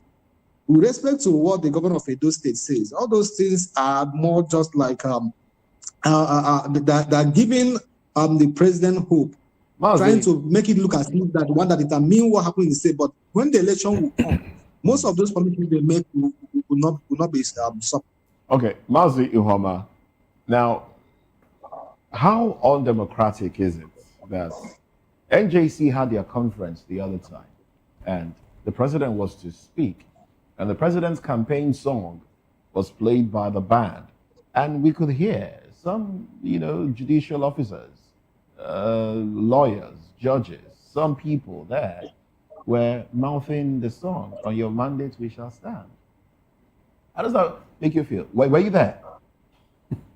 No, I was not there, but the person that the instrumentality, the band or whoever they engaged to chair the occasion ought to have been deeded decisively, because I will tell you that it was not the judicial officers that instructed him to play that song. It was Vasilios DJ or whoever the person is that Yes, but, that but, song. but we saw the judicial officer sing along. Was it because it was a very rhythmic song? The president was called to podium. As the culture is, everybody would stand up while the president was called to the podium. But the Vasilios DJ was the one who played that song while the judicial officer were standing up. And the Vasilios. Okay, so the DJ or the band played the song, but I wish we could play that video again because we played it here. When it happened, we heard some officers of the judiciary as well, some lawyers, judges, sing along, even though it was published later that no, the lawyers did not sing along. Oh, we heard lawyers sing along in that clip that was put out there. Should that be blamed on the DJ? If they have sung along, the problem we have that both the judiciary and the legislature are not independent. If they were independent, there is no how the president can determine who should be the principal members of the National Assembly. It's not possible. Are we walking towards a dictatorship here? Gradually. Do you think so? Are we gradually moving towards a dictatorship in Nigeria? Nigeria has been a dictatorship state right from the inception of the Nigerian constitution. The president so that he can now help me explain that because I don't understand that. I'm lost here now. How do you mean? I said the Nigerian constitution gives an ample power to the president that he cannot chair and coordinate affairs of the judiciary and that of the legislature. So that has made people not to be able to stand their ground and defend the autonomy and independence and impartiality.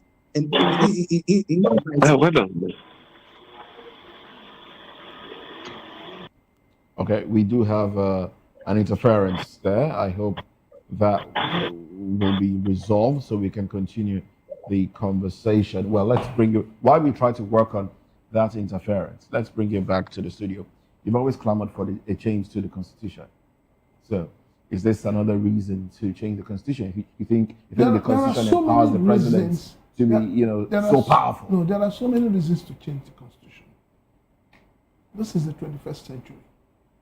Don't forget that when President Obasanjo was sworn in, there was no Constitution. There was no Constitution. What you have today that you call the 1999 Constitution is Decree 24. That was only put together by a wicked, self-seeking, self-serving political class working in cohort with the military. But a lot of some Nigerians will always tell you that the Constitution is not the problem. It is the people that administer some of those things that are the problem. Mr. Moses, if the Constitution is not the problem, and the Constitution says you can decamp from your party and hold on to the position you had from another party, why is it that... No, the Constitution doesn't say that. No. Why is it that people don't resign? But the Constitution doesn't say that. Why is it that you don't resign or you don't leave VOP, for instance? Maybe you're a GM in VOP. You leave VOP and go to another TV station and become a general manager there. Because and still collecting salary here. Ethically, it is wrong. So it's a it is a constitution. It is a constitution.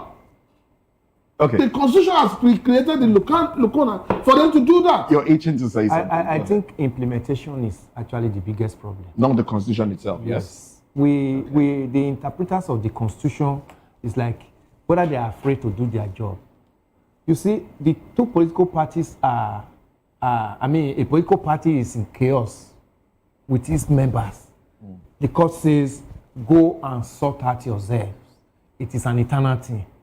Okay. Another court will now pick that same matter again and begin to issue injunctions and counter injunctions, and what the Supreme Court has said is an eternal problem. So when you look at the interpreter of the Constitution, and this is supposed to also be the one that will also punish offenders, you see, they are actually part of those that are making the Constitution look as if we don't have a Constitution.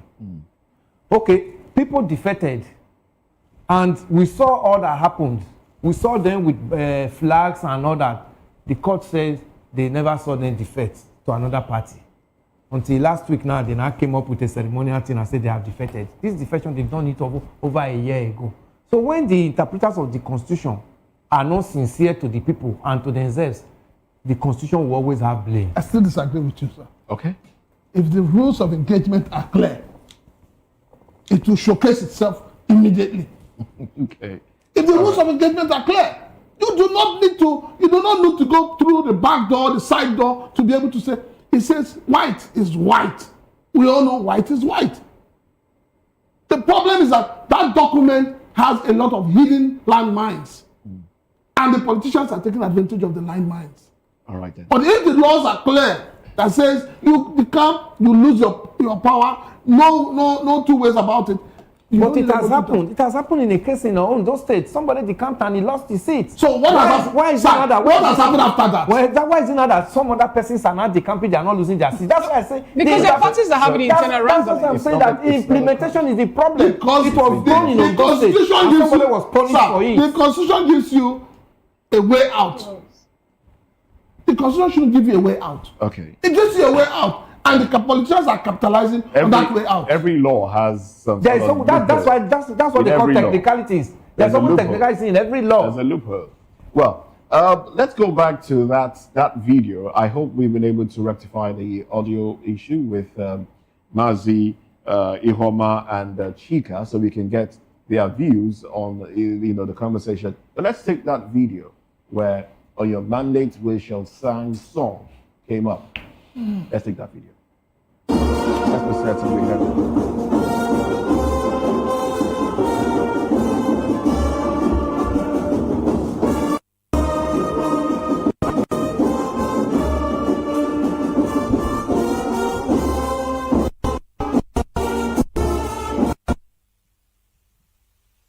Your mandate we shall stand. Well,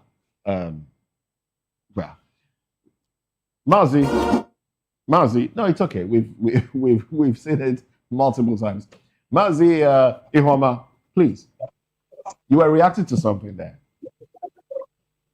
Yes, I said previously that based on what you said that some people sang that song.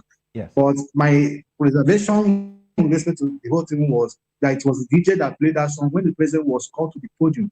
But I also said that the problem we have as a country is because there is no independence of judiciary and independence of legislature. These organs of government are supposed to be separated institutions working for the benefit of the state, but fully independent. They are not loyal to the president. But our constitution made it that the president has so much power that these arms of government are loyal to the presidency because the president can literally terminate the appointment of the head of judiciary, remove anybody at the National Assembly. So when the president wears such enormous power, there cannot be anyone that can curtail or call him to order because the power is too much. So that is my opinion with respect to that video. Okay. All right. Thank you very much. Chika, let's get your reaction very quickly. Do we still have Chika with us? Well, imagine giving state police to people like Akwa Ibom State Governor, people like Edo State Governor. Imagine the implication. So what the governor said is not new. It is not new. These are the things these governors do in their respective states. So he's merely, it was God that made him to reveal his own. You see it? So these are the things all the governors do. If you are not member of their party, that is why their projects do not last. This is why they don't give contracts to people who have what it takes to deliver on contracts, to deliver contracts. So it is just unfortunate. It is just unfortunate. So that's what we have seen, and we will continue seeing it until Nigeria decides to fix itself. The question I asked is, do you think, in your opinion, do you think Nigeria is gradually tilting towards a dictatorship under this administration? Is it about this the song you? No. About the way things are being done, where governors are mandating those that work with them to represent the person in power. where governors are saying, look, you have to be a member of the party, where governors are going to the APC, where political parties don't seem to, we don't seem to have opposition parties, effective opposition parties. The APC seems to be the only viable party right now. That's the angle from which I'm asking the question. Well, party politics in Nigeria is one of the worst world over, because it makes democracy one-sided. It makes democracy one-sided. One-sided in the sense that when a governor emerges, that governor thinks that he's governing only members of his political party.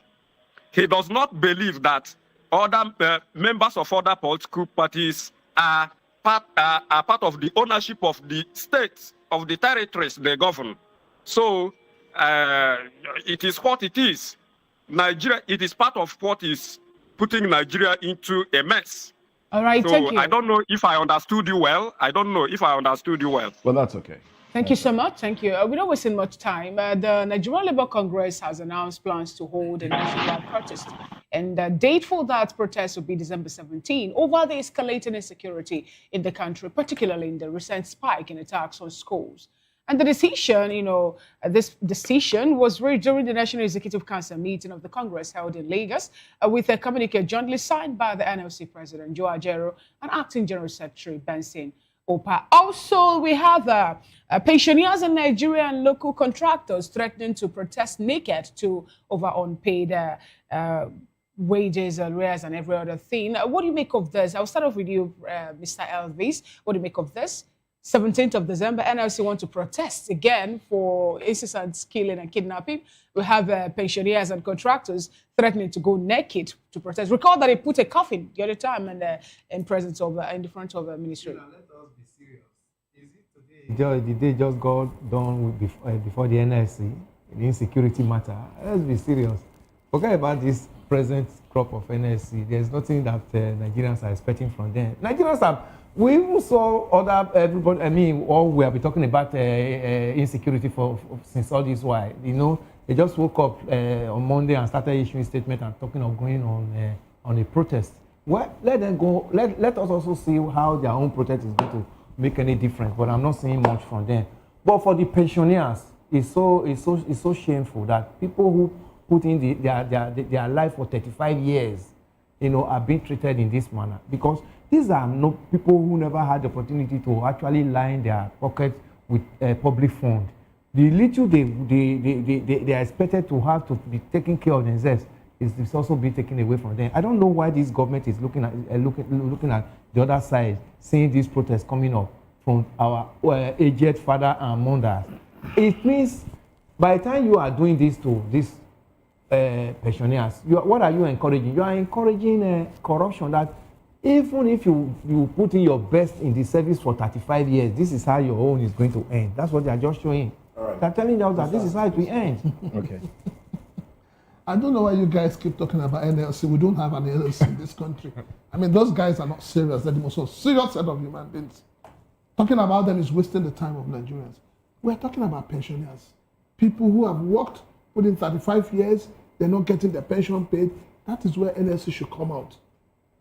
NLC should not be telling us they want to protest against insecurity. What will their protest do? It's not making anything. What will their protest do? So, NLC is, as far as I'm concerned, Christmas is by the corner. They are broke. So they want to collect Christmas bonus. Please don't bother me with that. Master David Ihoma, what's your take on this, please? It is justifiable in a democratic society for anybody to protest. What will determine the outcome of the protest is what demands are. There are demands on the issue of insecurity. The governments are trying, that will say they're doing their best. That is what they can do. But I don't think there's any meaningful thing that can come out from the protest. But I think with respect to the retiree, those pensions are being owed. It is very, very sad. Being as a lawyer, there is so much corruption in civil service. We have gone to places that civil service is so corrupt. So I think this is one of the reasons why they are corrupt. If you have served for 35 years and you don't get your pension or gratuities, and it's quite a devastating, and people died without getting this thing. So I think the government should be sensitive about this people's plight and pay them their gratuities or pension as possible. All right, I guess we've lost connection to Mazi David Ihoma. Okay, and that's how far we can go, in today's show, today's This Morning Voice of the People television. We thank you, Mazi David Ihoma, Esquire, and the Public Affairs Analyst for your submission. Also, Chika Ngoba, a Knight of St. Christopher, a good governance advocate and the Public Affairs Analyst. Thank you so much for also being part of today's show. Mr. Elvis Elimile, thank you for being here. Prince Francis Chilaka, we appreciate you. I also say a very thank you to the backroom staff.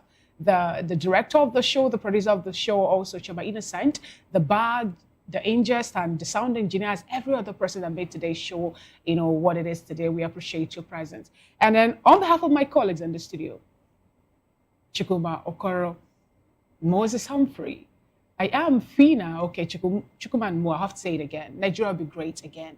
Nigeria is a great nation. Amen to that. And we're Amen giants of Africa. Amen. I will continue to be giants. Nigeria is a blessed nation. Amen to that. Whether it's we great have to work or towards blessed, greatness. I say amen to that. Oh, amen to it, right? You're speaking into the future. Continue. So, amen to that. But anyway, join us again in a few minutes, 10 o'clock. We'll be flipping the pages of the papers, analyzing the headlines and other stories within the papers. And we'd like some of these gentlemen to stay with us into newspaper review. But that's it on the show. Thank you very much for joining us. Join us again at 10. Bye for now.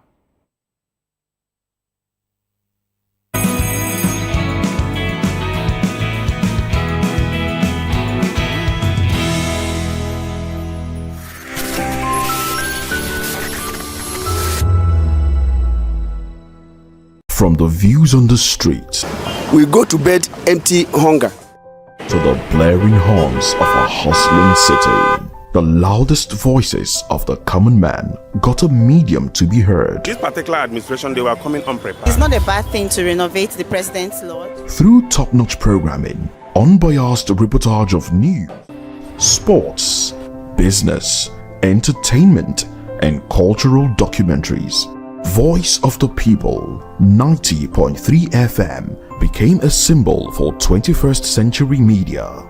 And now, a new baby is born. Voice of the People Television, VOP TV, youthful, full of vigor and penchant for excellence in the continent's media space, exposing the wrongs, applauding the rights, dissecting the news without fear or favor, through factual and accurate stories and contents. Corruption kills three things that makes a society. Representing the interests of the people and giving them a voice. Voice of the People TV is here to stay towards building a fair society. VOP TV, Voice of the People Television, truly a voice for the people. Are you ready for the extraordinary? Something big is happening on your screen.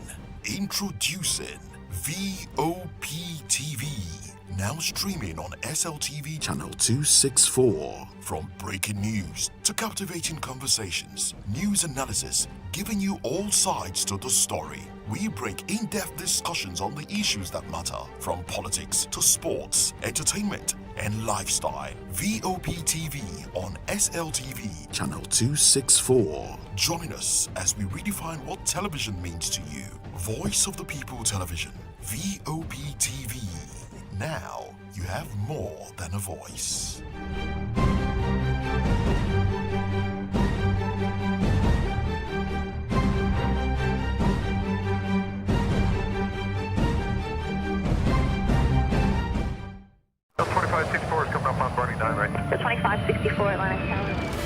What happens in the hush behind hangar doors? Who signs the papers that gamble with lives? Which truths were grounded before they even ever had wings?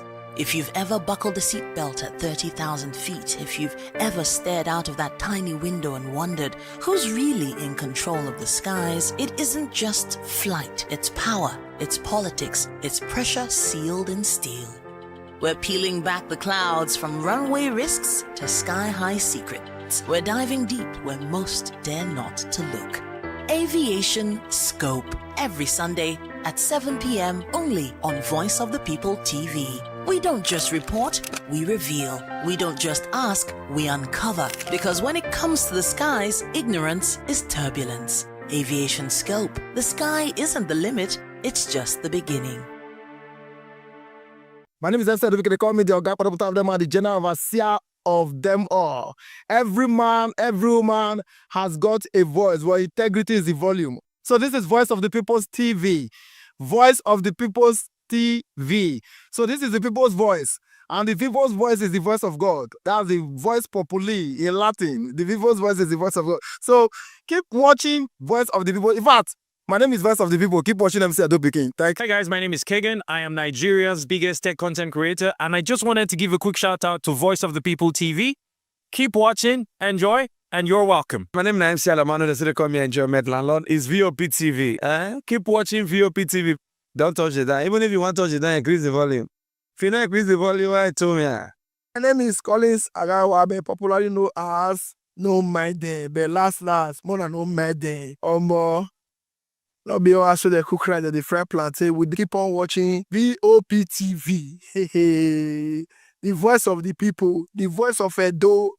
If you now want to get the authentic news for Edo, the way it be, that's why they show and all they cut anything come on. At VOP TV.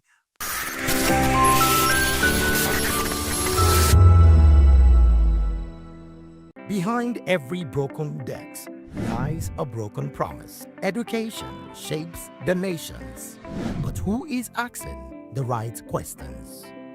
Introducing Edu Dialogue, the show that goes beyond the surface, exposes the cracks, the corruption, and the silence in Nigeria's education system. Edu Dialogue, Saturdays, 3 p.m., only on VOP TV. We break the biggest stories, from missing funds to policy failures. We ask the tough questions and demand real answers. Edu Dialogue, this Saturday, 3 p.m. on Voice of the People Television. Hello there, my name is Damilola Ogunsi, also known as the Goldfish. Hi, my name is Chiki Bright Emmanuel. I'm an actor and a filmmaker. Hello peeps, my name is Yomi E. Adejumo. Hi everyone, I'm Paul Utomi. Hi everyone, my name is Stacey Benjamin and this is Voice of the People TV.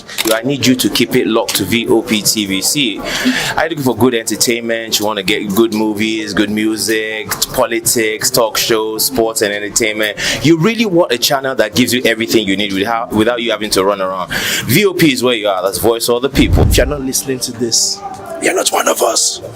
And you deserve to be killed. Scrap chat. Don't be killed, but watch it. Or I'll find you. And I want you. And you are locked on VOP TV. Don't go nowhere. This is where the juice is. This is where all you need for entertainment, politics, movies, and whatnot. And keep watching VOP TV. So keep it locked because I'm locked already, man. And it's money back guarantee. So you're going to have a good time because I do. And please keep watching VOP TV.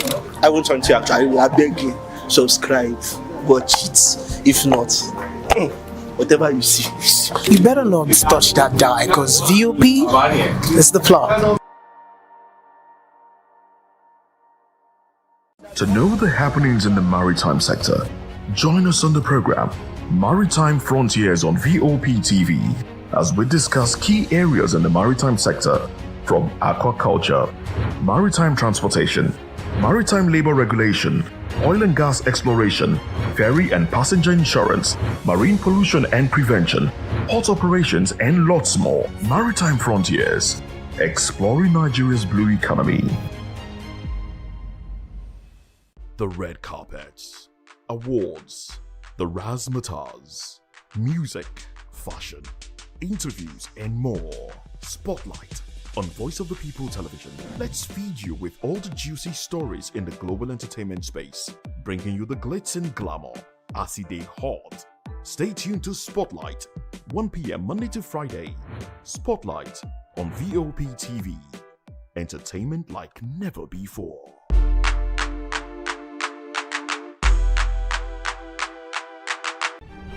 In a world where power shifts with every headlines, news breaks and events happens, we bring you unbiased and explicit information on politics, economy, and state of the nation. We break down the chaos. Facts, not fluff. Truth, not spin. We discuss not just politics, but a glimpse into the future. Join Moses, Chukuma, and Fina on Voice of the People TM. Voice of the People Television. Now you have more than a voice. My name is Tao Familoni, and here is to VOP TV. Keep watching, stay tuned, do not touch that dial. Arararara, my name is Made Kuti, and you're watching VOP TV. Keep watching. Welcome, my name is Zika Davis. Distinguished ladies and gentlemen, boys, viewers, everybody, boys and girls. This is VOP TV. Do you know what that means? Voice of the People TV. You don't have a voice, don't come here. You better make sure your voice is heard. This is Health Check, your weekly guide to better living, smarter choices, and trusted answers. From everyday wellness to urgent health issues, we've got you covered. Health Check, only on Voice of the People Television, where your health has a voice.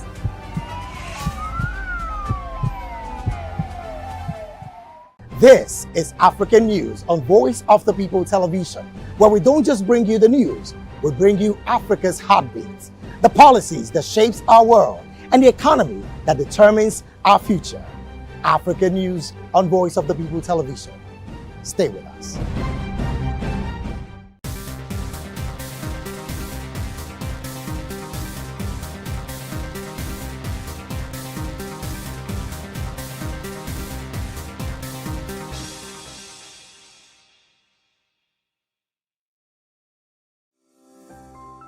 VOP TV. Now you have more than a voice.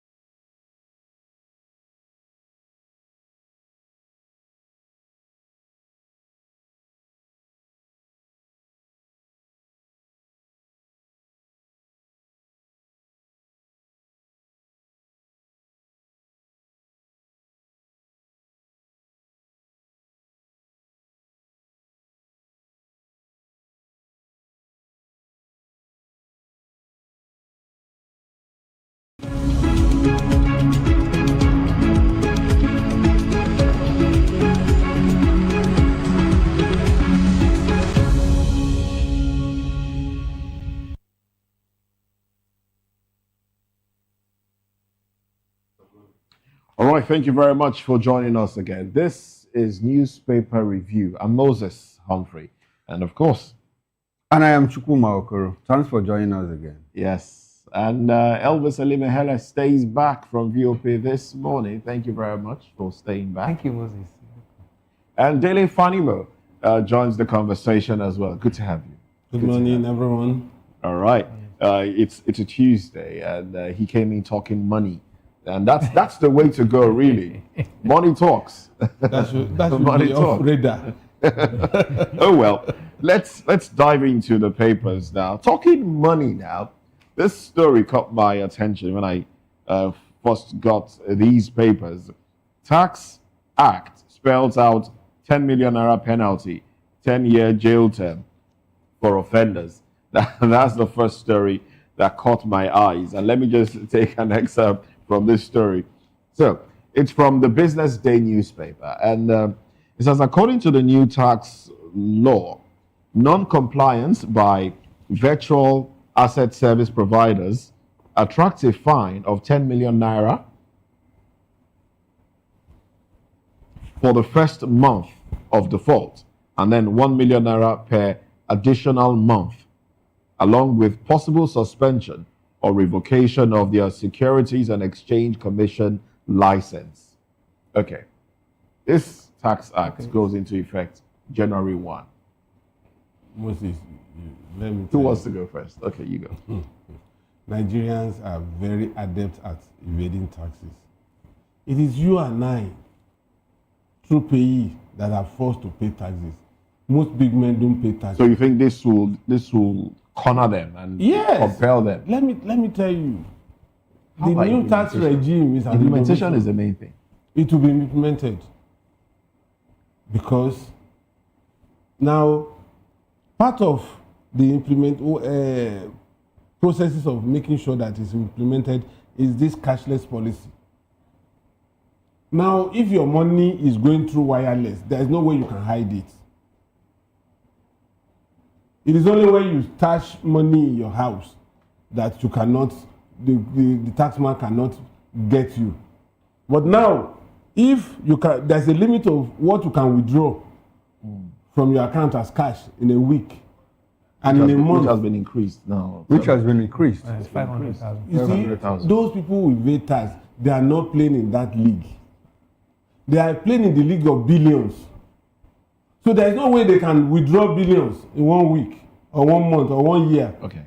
So once that is in place, you see, in a Senate claim that tax administration works, in fact, they will tell you, for instance, in UK, that it's better for you to commit armed robbery than evade tax. Even in the US. Even in the US. Because this is where social security money comes from. Infrastructure money, that's where it comes from. That's why the bigger your income, the more tax you pay over there. Unlike here, depending on the party, depending on the party in office. Which party? But you know, this particular one, it is the more money you earn, the more tax you pay. It also ties to this other headline, still from the Business Day. Nigeria centralizes revenue flows in boldest overhaul since TSA. Begins mandatory e-receipt in 2026. Yes. Consolidates TSAs, GIFMIS, CBN, NIBSS into single monitoring platform. Moses, you know my position about TSA. TSA, money collection. That is the only thing that has worked seamlessly in this country. TSA. Go to bank, try to use the meter. It doesn't ever fail. But intelligence will fail us on insecurity. NIM will fail us on insecurity. Mobile data will fail. That is what I'm... So my position is, if the government is intentional about doing something, it does it extremely very well. Extremely well. Yeah, TSA. You understand? So the fact that TSA has worked, it also tells you that BVAS can work. So why is it not working? Because government... No. BVAS was deliberate. It works. It was just deliberate. That's that we are saying the same thing. But the issue, the area I want to come in this, all this arrest and penalty in 2026 is how much of awareness have this government created for Nigerians that they are going to be arresting up and down in 2026? That's my fear. Is it about arresting? You know, I mean, penalties. Penalties. No, 10 million first, and you know, if you default, you are going to find yourself in the prison. How to stop? How many? The awareness is low.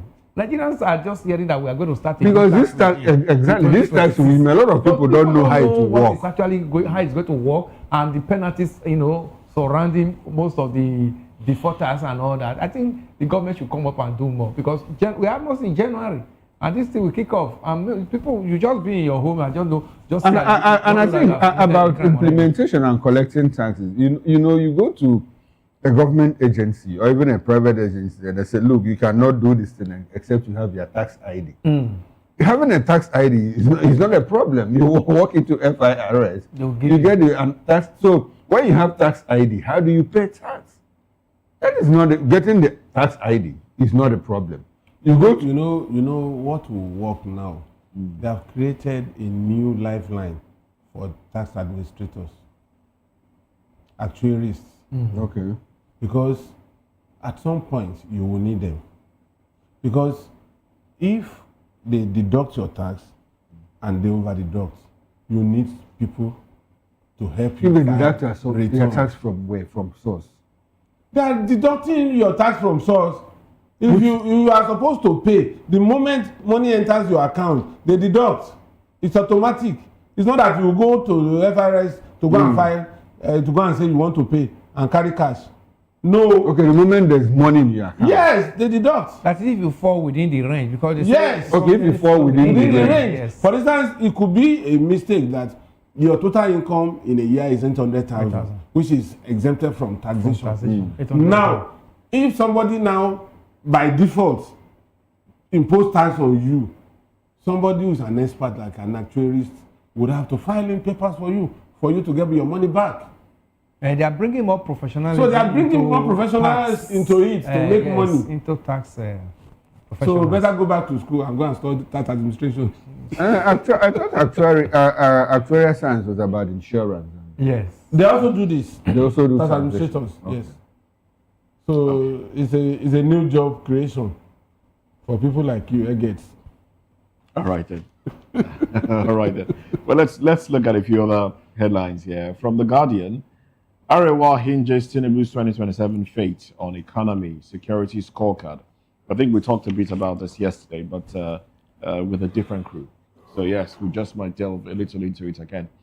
And then PDP faces growing 2027 uncertainty as factional disputes escalate. Now, it would be nice to read through the riders because they give more perspective to the headline. So, Arewa hinges Tinubu's 2027 fate on economy, security scorecard. Gani Adams pushes for state policing in Nigeria. Cleric experts prefer ways to fight insecurity. FG hands over 100 Papiri pupils to Niger government. Gentlemen, let's touch on this before we go into the others. The Arewa's statement they issued here. If you look at how it has become, their brother was there for 8 years. We didn't see much. It's good to give the sitting president. We didn't see much in terms of action. Actions. In all, whether economy, security and all, Buhari was a monumental failure and it was their brother for 8 years. He was their brother for 8 years. But it's good to actually give a sitting president a kind of mandate, to deliver. But if President Tinubu and his ministers and all his cabinets read this, it means they are really like giving an expo to them. There are areas Nigerians are actually talking about. This insecurity is for America to now wake us up that we have insecurity in Nigeria. It's a failure of this government. So if this is a Utah season now, where many people, we may not talk about economy from January until we get closer to Christmas, when everybody is like, oh, this is Christmas period, I need to buy food, So if Nigerians can afford to eat and eat very well in this Christmas now, and subsequently 2026, 2027, then Arewa, I don't know the yardstick they are going to use to measure it, because there are so many things that are already decay, even on their own side. If they are talking about Tinubu, what are they talking about? Their state governors. The state governors should also play a role here. You don't just talk about insecurity without talking about how to remove those Amajeri from the streets. Over 20 million children on the streets in the north. Then they should also give their governors mandate, not just President Tinubu alone. There's so many things that is wrong. Whether it's because the recruitment of all these bandits, those Amajeri on the street are like a waiting pool for these financiers to pick from. So they should give their governors mandate, as they're also giving Tinubu mandate too against 2027. All right. Well, in as much as I want the president to act decisively on the issue of insecurity, but I think the North is being insincere and playing politics with this issue of insecurity. Like Elvis rightly said, we had a retired general in office for 8 years. 8 years. Not just a retired general, a former military head of state. Former military head of state. Former petroleum minister. A former governor. Former governor of Borno State. Former petroleum minister. Yes. Former head of state, a retired general, was in the saddle for 8 years. Before he became the president, when a certain president wanted to rout out these terrorists, we had him say, an attack against Boko Haram is an attack against the North. Yes. Your people are killing my people. Yes. He said in Oyo State. Yes. He told Lama Adeshina Your people are killing my people. And for 8 years, insecurity first started in the north, including his own home state, Katsina State. And as we speak now, there is information. There is information that 17 local government areas of that same Katsina State, where he comes from, is under the control of terrorists. They pay taxes to the terrorists. Under the control of terrorists. And we have a note come out to say, look, Mr. President, your re-election is hinged on how you take out insecurity in 2027. I mean, that's pure hypocrisy. That's pure hypocrisy. Like I said, I would like the president to do all that he can, to fight insecurity, but not on the terms of the northern Nigeria, not on the terms of northern Nigeria, on the terms of Nigeria as a whole, being a country that deserves to be safe and secure for everybody. But the north has a role to play in all of this. Elvis talked about the Almajiri system, who have become willing tools. And that was Jonathan's son doing. Yeah. Because he went to take out this Almajiri. He went and built schools for them. It became an offense. So that feudal structure that the oligarchy has maintained over time must be dismantled for the North to make progress. Absolutely. And until that structure is dismantled, the North will keep running that circus show off. Today, there is one or somebody. Can you imagine? Gumi said, if you kill 10, 100 will join. So there's a pool. Because there's a pool. From which they can draw. From which they can draw. Now his own son is an officer in the Nigerian army. Why is he not walking around to beg?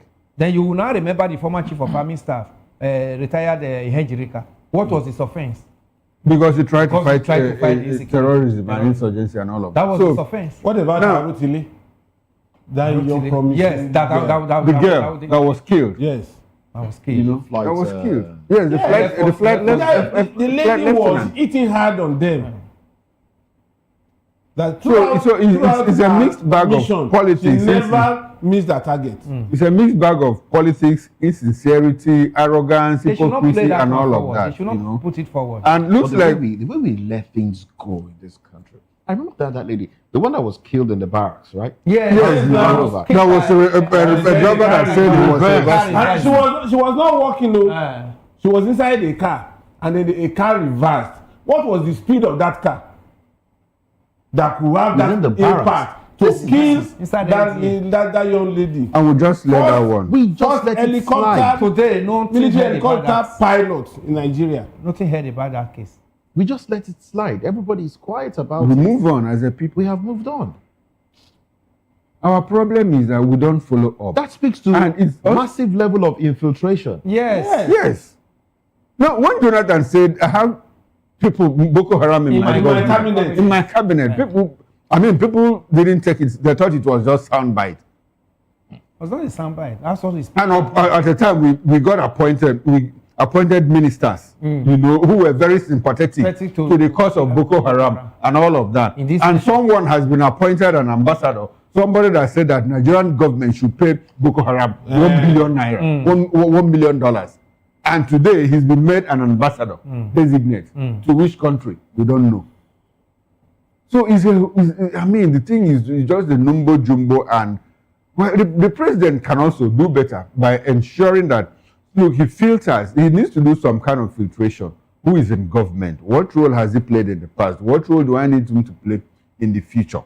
Because all of these things will impact on his deliverables, on what he delivers to us as a people. But that's where he's missing it now. You see that he's also recycling some of these names that we already know. Look at the ambassadorial list that came out. Who is new there? Apart from the career ambassadors, the other politicians there are people we know. There are people that some of them have been ministers in this nation before now. Some of them have held so many positions that we know how they perform in those respective positions that they were given. And now they'll be given a bigger one.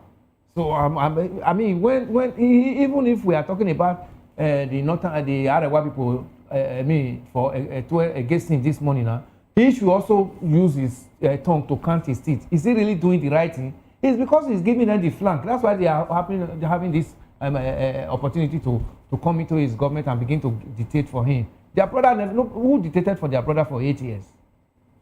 For 8 years, no single audit of NNPC. No, it was not. Oh yes, talking about NNPC, There's a headline here about NNPC. Did I just miss it? Because I was just going to read up on it. No, it's not that one. It's okay. Well, probably it's a related story, but I was just going to read up on it. So yes, so this is the story. Reps issues NNPCL boss December 15 appearance deadline.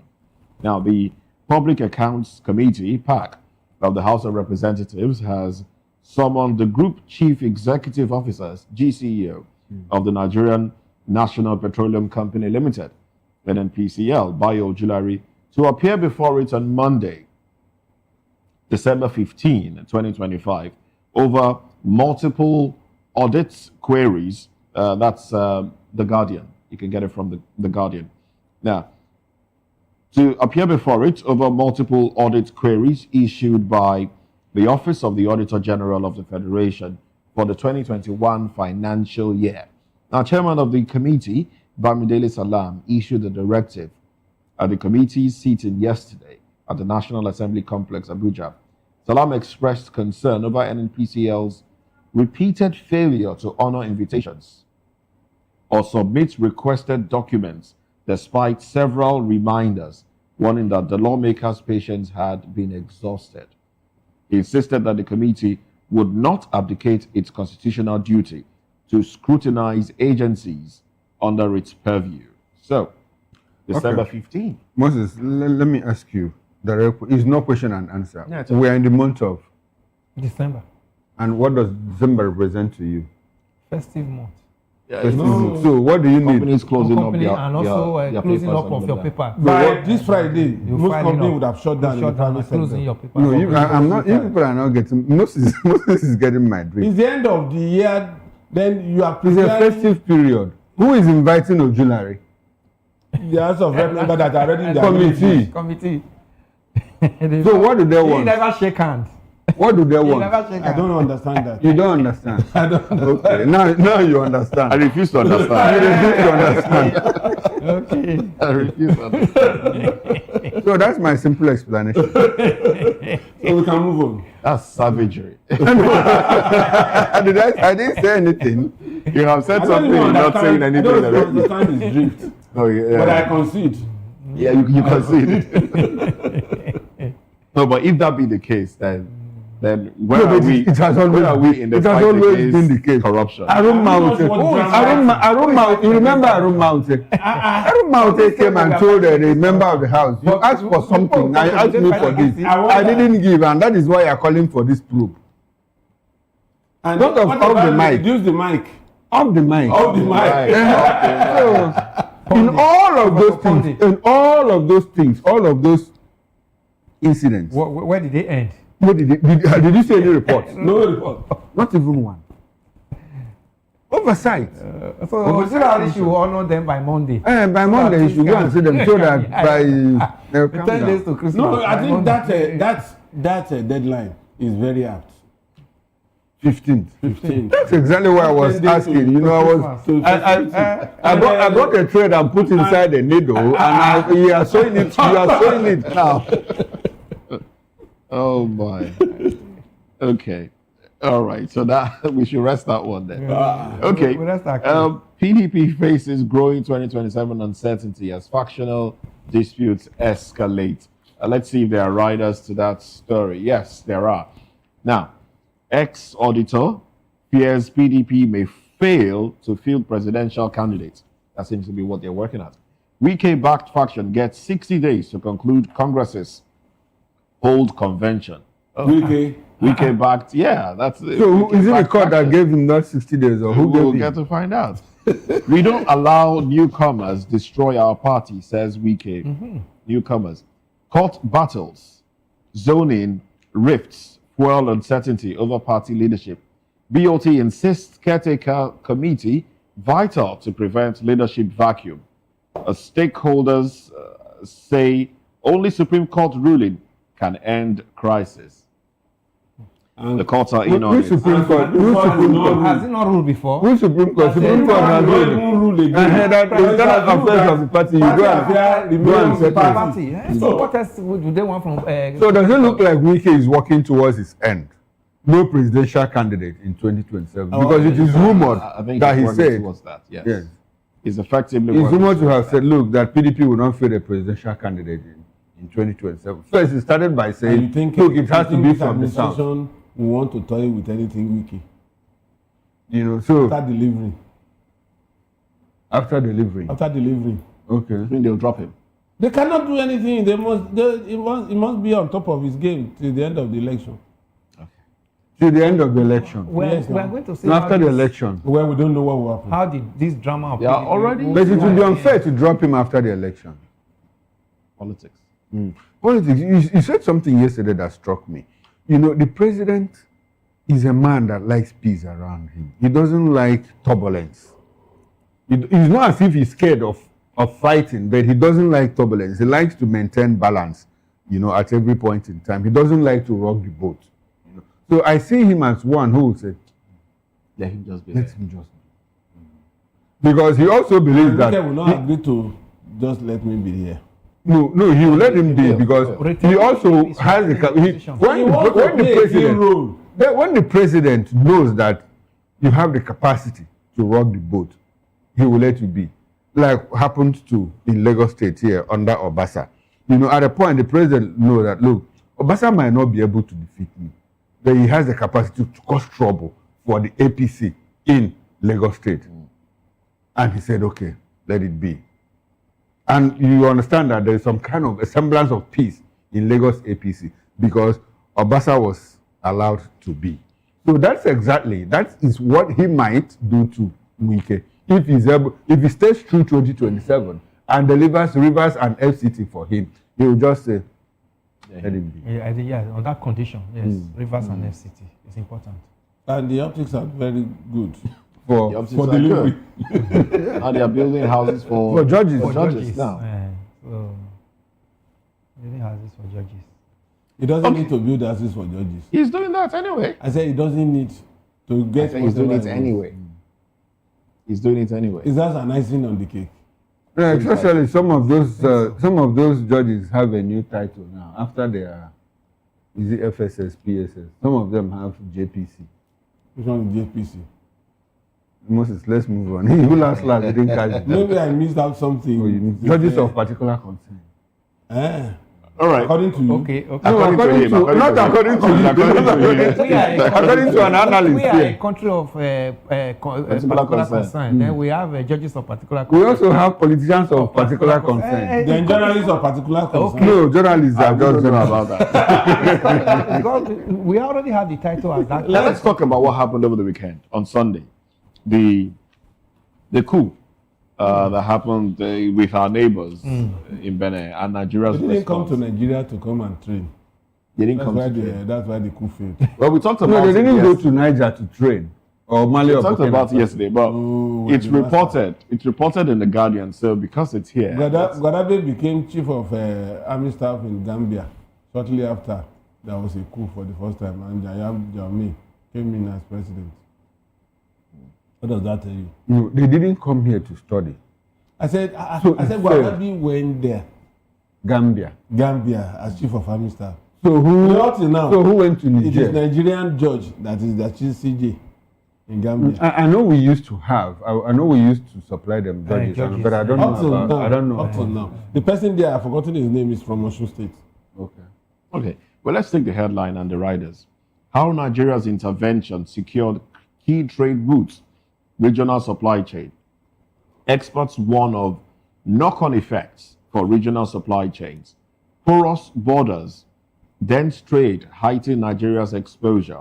Analysts link Nigeria's move to shift towards non-indifference.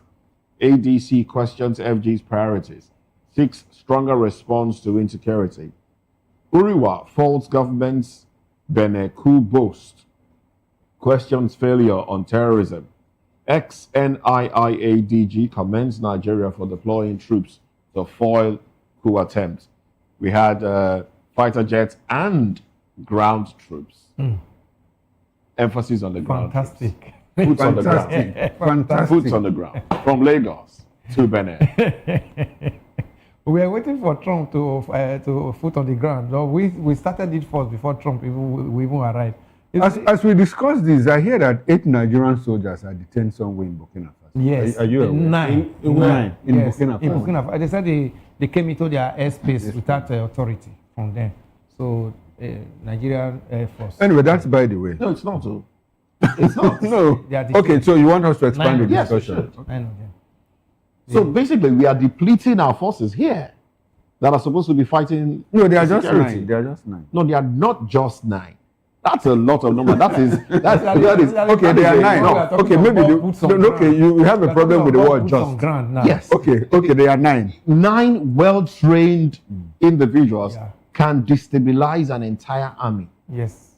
So they are not just 9. There are 9 skilled people. I don't know the level of their skill, but if they are well-trained, that's a whole lot. That can cause problem anywhere. Oh well. Let's talk about President Tinubu has been able to at least assist Benin Republic government to assist that they didn't beg for because they need. The opposition. No, they did not. The opposition, the leader of the opposition, I think Benin something party, has said, look, Nigeria's intervention was not needed. No, but the president called. I learned that Macron yes. No, was it in the course of the? I read that Macron called President Tinubu, and I also heard that Talon himself called. They said Talon was in France embassy's building. He went to hide here, and probably that was where they were able to reach Macron. And Macron knows that the closest person he can talk to is President Tinubu to move in. And before we know, within some hours, Nigeria jets were already on air and releasing some bombs. And before you know, they also requested for. So yes, I think we had that discussion yesterday. Was it interference or intervention? In this case, and you said you read something about indifference, that Nigeria is. Can you talk that again? Moving away from the attitude of indifference. Of indifference, so becoming active, more active. Yes. More active in the West African sub-region. We have always been active in the West African sub-region. Remember, we went to Liberia, we went to Sierra Leone, and all of that. Even and now, when Yahya Jammeh was wanting to be stubborn, Buhari released. What is the justification in all of this when right here in Nigeria we are facing insecurity? No, we are doing big brother. We are just doing big brother. We are playing. Our own charity begins from outside, not at home. We are doing big brother. That is exactly what it means. And even if we cannot solve our own problems, but let our big brothers, our younger brothers be taking. I think what the president did, why the president acted swiftly is, if you have a situation where you have Niger overrun by the military, bordering the north, and there was a scare here about 2 months ago. Cameroon.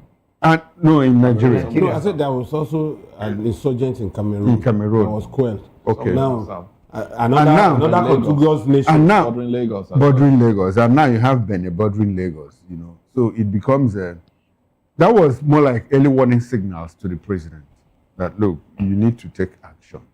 You need to repel. Otherwise, there might be some form of collaboration between these militaries to also take you out. That was why he acted. But I wonder what they tell themselves in this ECOWAS meeting. When things of this nature is happening, what they do is weak. They should talk to their leaders.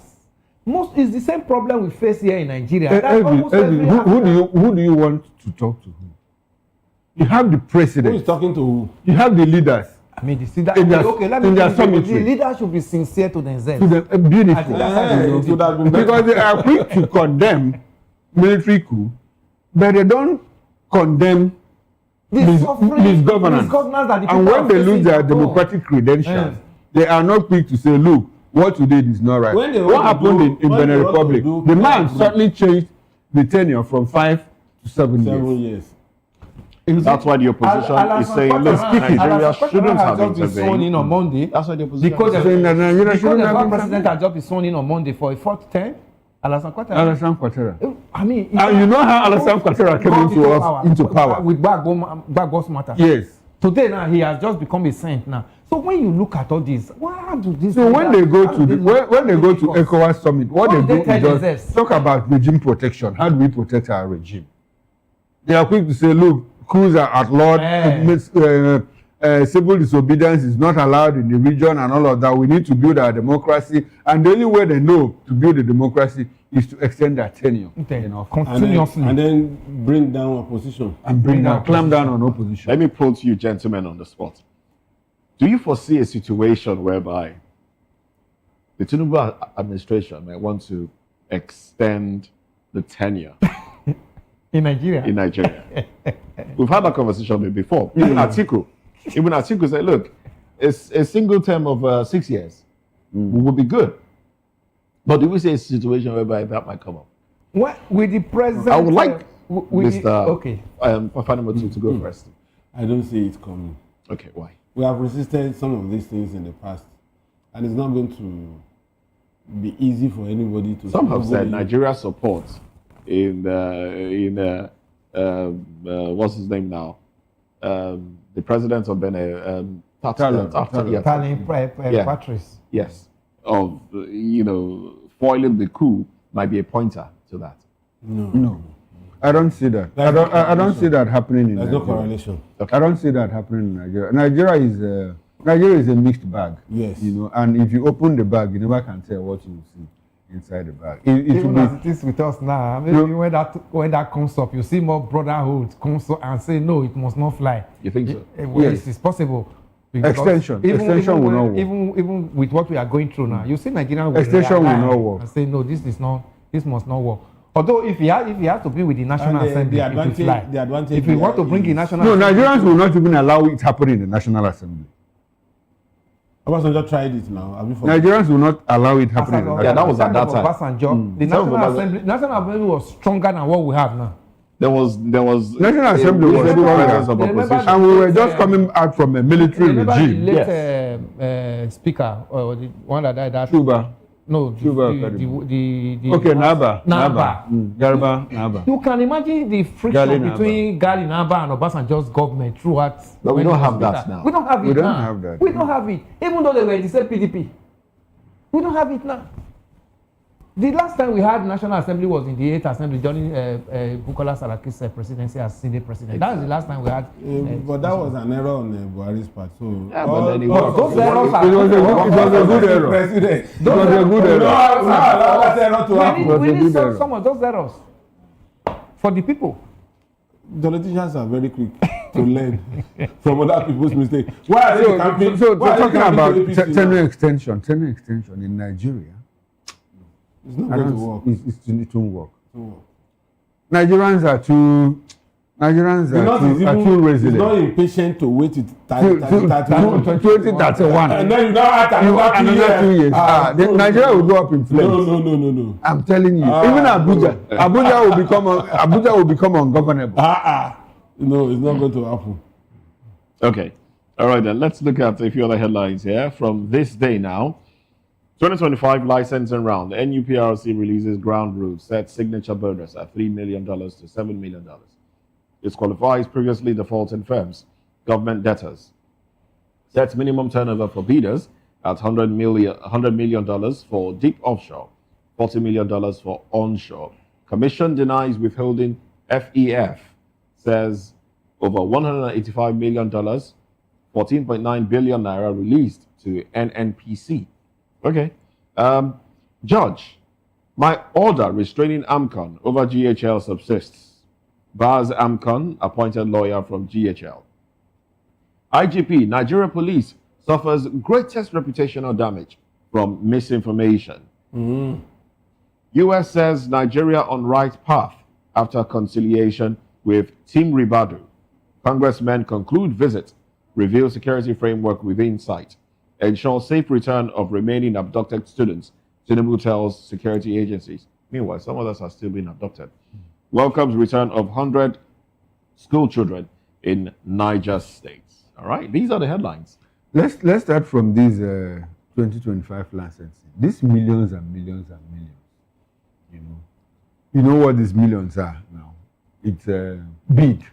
It's bid for oil. For oil. When we get this money, what do we do? Is it not paid into NNPCL account? That's why they are calling them now for December 15th. These are part of what they tell you to come and answer. It's deeply troubling. Millions of dollars and millions of dollars. Yet we keep borrowing money to do what? To fund our budget. So the monies that we make, what do we do with this money? Now I'm talking about the IGP saying that Nigeria's police suffers the greatest reputational damage from misinformation. Indirectly, he's just telling Nigerians that we are not intelligent. That is, we don't see what the police. Meanwhile, a policeman was demoted Yes, the other day. from corporal to constable. For escorting a VIP. Okay. This is more than 1 week after the president gave the order. Direct order. Direct order. So is it that the orders don't filter down? Or they don't respect the order. Or they don't respect the order of the commander-in-chief. Or they think that, oh, it's business as usual. Don't worry, this one too. Because we saw it when Buhari was asking the former IG, I asked you to go to Benue State last time during one of the attack in Benue, and the IG never went. And Buhari was asking, what I thought I asked you to go to Benue State. So the President Tinubu has also made. And when he eventually went, he went to stay in a hotel. Yes, definitely. He went to the theater of war. More entourage than even the people that they are supposed to secure. Policemen are not trained to fight wars. They are only law enforcement, criminal law enforcement, civil, and other. Civil coercion. So he was doing that from the hotel room. Why not? He's only concerned about strategy. But somebody has to carry out his strategy. God. Nigeria. I don't know why the IG has not, IG has asked the people now that if you see any police officer escorting an illegal, doing an illegal. They demoted one last week. Yes. So the people have now been mandated to be policing the police. So we have a and I've seen job. some VIPs around though, that they don't have policemen around them anymore. I've seen some. Yeah, it's supposed to be like that. Let them secure. We know, but for how long will it last? Is it going to last? No, if security. We have been through this road before now. No, they were not withdrawn. They were not withdrawn then. Okay, it was just statement. When the IG comes in, it's part of his bravado show. So now all policemen should be withdrawn from security. I mean, from private VIP. The next thing is everybody will want take to the next identify flight to with Abuja identify and with begin to appease the gods, and those guys are back. In fact, those guys, they don't even want to leave the VIPs at all. Because what they make in the month is almost like 3 times their salary in 1 year. Or even more. Okay, or 1 year, yes. Yes. So, I know of a particular person that was an inspector with one big guy, not in government at that time. This guy, they promoted him 3 times. He refused. Because he went to bribe them to demote him back. So that he will remain in that. Because at a certain level, you can no longer. You cannot be ugly to a private person. And the guy was inspector for 15 years. If you see him around that man, you think it's his younger brother. The way he carries his bag full of money. If the man wants to give out money, you say go and meet so person. And he will just look up. Once he sees his oga face to face, he knows the signal on how much you will give. So that kind of person, how much of police work can he do again? No. That's not if it's returned. And this one is between him and Oga. There are also some of this one between Oga's wife and them. Oga's wife. That one plenty. That one is even more very common. Carry umbrella, carry bag. Carry handbag. For some of them, the way the wife will talk to them, you think they are domestic servants. Because they run errands. Yes, they run errands. They go and buy food. They go to the tailor's place. They run such errands. They take the children to school. They take them to the market. So they talk to them in that manner. But do they care? No. Because they're making money. Money is coming in. Yes. They're making money. So they care less about some of those things. Anyway, there's this story I would have loved us to chime in on, but it's not on the cover pages of the dailies that we have on our table right now. But it's the issue of Governor Jackson Adeleke and Senator Tinubu that happened on Sunday, where it was said that she told him, look, quit the singing, quit the dancing, or put off your mic.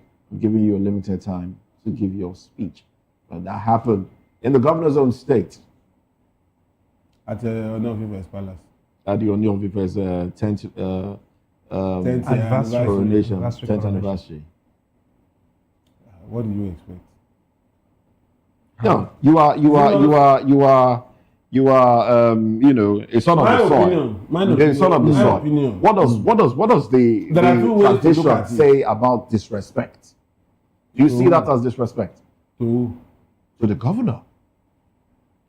Yeah, okay. When I saw the video and I also asked questions, I called some people that were there live. You see, the excesses of the governor in this dancing episode is too much. Somebody needs to call him to order. But would that warrant? Wait. To that extent, I'm siding with Remi Tinubu. But the governor is the chief executive of the state, and he directs the affairs of that state. Remi Tinubu was a visitor to that gathering. And more so, she's one of the people that have been bestowed a title. So whatever it is, she should be able to stomach it and be a gentle lady she's supposed to be. Because at that point she was a subject. She was, yes. So she should have allowed dancing governor to dance himself out. I mean, that's his signature appearance. Dele, you and I have not had a discussion on this, but I think our views are aligned. Like I said in the morning, I love dancing. I dance a lot, you know, but I think I was getting irritated with the way Jackson Adeleke dances. I mean, you come for a public function, you call for music, and you start dancing. Sometimes you I asked you one day. I didn't ask you too. I think I remember asking you that question. What time does he have to do his work? Because he's always dancing. He does his work. You understand? So I don't have a problem with him loving to dance and all of that. But in state functions, you don't carry on. I understand your stance in all of this. So, but what Remi Tinubu did was wrong. Absolutely wrong. She should be the moderator of that event. It's despicable. She carried on as the in fact, she carried on as the president, not even the wife of the president. Yes. Let's call it. You know, her outburst was presidential because she acted like a president. She stood up, went there. For her to even have stood up, it's wrong. Discourteous to the position of first lady. Yes. It was wrong for her. You know, discourteous to the position of first lady. No wonder the Dinomila is saying go beat her. Well, I'll do what again? We can't mention that. Okay. Off the mic. Off the mic. Director, off the mic. You know, I mean, it's no. I didn't like that. No, it was wrong. What she did was wrong. But I think, but you know, Nigerians now, when I tell Dele here, Dele stop making noise now. Instead of Dele stopping the noise, Dele, increases the decibel. You will amplify it. Yeah, so Adeleke wouldn't want, to be seen as having been reined in by the first lady. Yes. So in future occasions, he's going to dance more. Oh, of course. Expect to see that. In future occasions, you want to say something that he tried to. And Adeleke that I know, he continued. Asked the first lady to come and dance with and she came the second time. The occasion was. But I love his courage. Yes. I love his courage. The occasion is. Adeleke. He ignored her and continued with his speech and finished what he was. Because the outburst of the first lady, the way she got up from her seat and went to meet him, already shows that the first lady is already like a bottle. So she had already become temperamental. Like carried over. It looks like a premeditated thing. Exactly. That one day, if I'm going to do this, I'm going to get it. And it looks like she also acted as if she has something against Adeleke. Exactly. Could it be that Adeleke, who is no longer a member of the PDP now, is going into the APC and she feels like, okay, look, now I have control over you. I can tell you. Or the fact that he's not forward in saying I'm coming to APC or I'm going to Accord. Which one would it be? That would have been settled. Is he going to Accord before now? Or APC? Nobody knows. APC is most likely APC. No, but you are the one that has been saying Accord. Already they are touting. They are touting him to. No, it's APC. You understand? That was what he said. Rashid Olawale said. Okay. That they might likely go to Accord. But I know that it's just a small screen. They will go to APC. So is this a feeling of, okay, now you are here. Now you are in my house in terms of the party. I can control your actions. Yes. No, I think the woman is not happy with the way Adeleke. The woman will have been irritated over time. Over time. Say, She has watched when the Adeleke's- opportunity comes, I will show this man. She has watched more of Adeleke's video and where. But I think the man should dance less. No, he should dance. Dance less. Even this very occasion, 10 years anniversary, it requires dancing. It's a merriment occasion, so I don't even know why. Even the first lady. That shows that before your speech. No, that shows that the first lady. That's his signature move. Dancing could have been reserved for the merriment. For merriment, this thing, not the speech. Nobody wants to make his speech. May not even be able to read that speech if he has not done that dancing. Yes. It's a way of kicking it's a himself. therapy. It's a therapy. Because you know, Let's so allow after the that governor dancing, dance. You know, people have already applauded him. He now has So if all the Tansin governors, honorary psychologists. If all the governors have their therapy, you know, that spurs them into action before their speech. No, you think? you don't know what some of them take behind. Okay.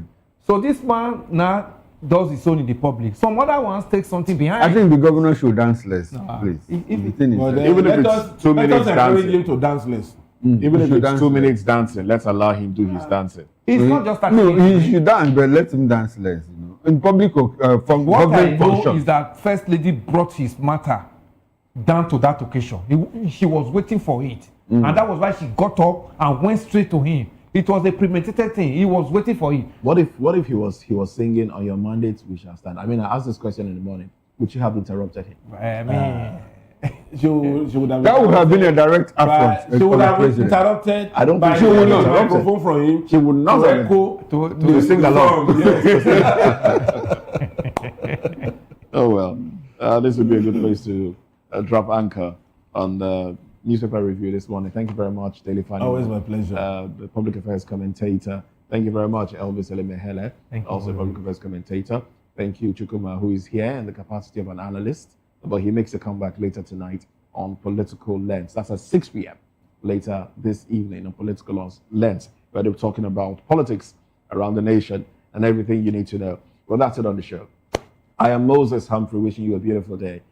Stick around. Sports comes up next, 11 o'clock. Hopefully, you'll do some valley dancing by yourself during sports. So join us again then. Bye for now.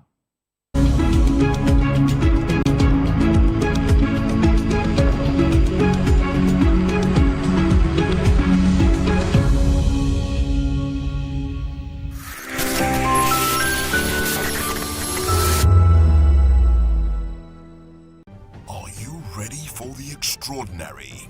Something big is happening on your screen. Introducing VOP TV. Now streaming on SLTV channel 264. From breaking news to captivating conversations, news analysis, giving you all sides to the story. We bring in-depth discussions on the issues that matter, from politics to sports, entertainment, and lifestyle. VOP TV on SLTV channel 264. Join us as we redefine what television means to you. Voice of the People Television, VOP TV. Now you have more than a voice.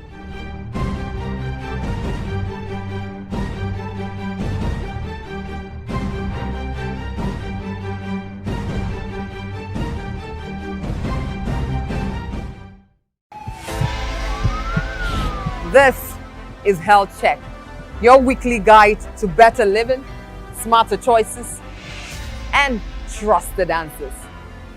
From everyday wellness to urgent health issues, we've got you covered. Health Check, only on Voice of the People Television, where your health has a voice.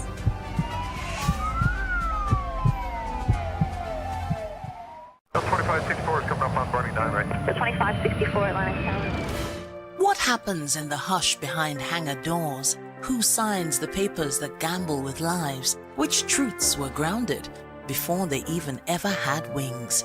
If you've ever buckled a seatbelt at 30,000 feet, if you've ever stared out of that tiny window and wondered who's really in control of the skies, it isn't just flight, it's power, it's politics, it's pressure sealed in steel. We're peeling back the clouds from runway risks to sky-high secrets. We're diving deep where most dare not to look. Aviation Scope, every Sunday at 7 p.m. only on Voice of the People TV. We don't just report, we reveal. We don't just ask, we uncover. Because when it comes to the skies, ignorance is turbulence. Aviation Scope, the sky isn't the limit, it's just the beginning. My name is Tao Familoni, and here is to VOP TV. Keep watching, stay tuned, do not touch that dial. Arararara, my name is Made Kuti and you're watching BOP TV. Keep watching. Welcome, my name is Zika Davis. Distinguished ladies and gentlemen, boys, viewers, everybody, boys and girls. This is VOP TV. Do you know what that means? Voice of the People TV. You don't have a voice, don't come here. You better make sure your voice is heard. My name is Esther. They call me the Oga Padapata of them are the general overseer of them all. Every man, every woman has got a voice where integrity is the volume. So this is Voice of the People's TV. Voice of the People's TV. So this is the people's voice. And the people's voice is the voice of God. That's the voice populi in Latin. The people's voice is the voice of God. So keep watching Voice of the People. In fact, my name is Voice of the People. Keep watching MC Ado Pikin. Hi guys, my name is Kagan. I am Nigeria's biggest tech content creator, and I just wanted to give a quick shout out to Voice of the People TV. Keep watching, enjoy, and you're welcome. My name is MC Alamano. They call me Enjoy Medlandlord. It's VOP TV. Keep watching VOP TV. Don't touch it down. Even if you want to touch it down, increase the volume. If you don't increase the volume, I told me. My name is Collins Agawabe, popularly known as No My Day, but last, more than No My Day. Or more. Not be all so the cook right at the fry plantain. We keep on watching VOP TV. The voice of the people, the voice of Edo. If you want to get the authentic news for Edo, the way it be, that's why they show and all they cut anything come on. A VOP TV.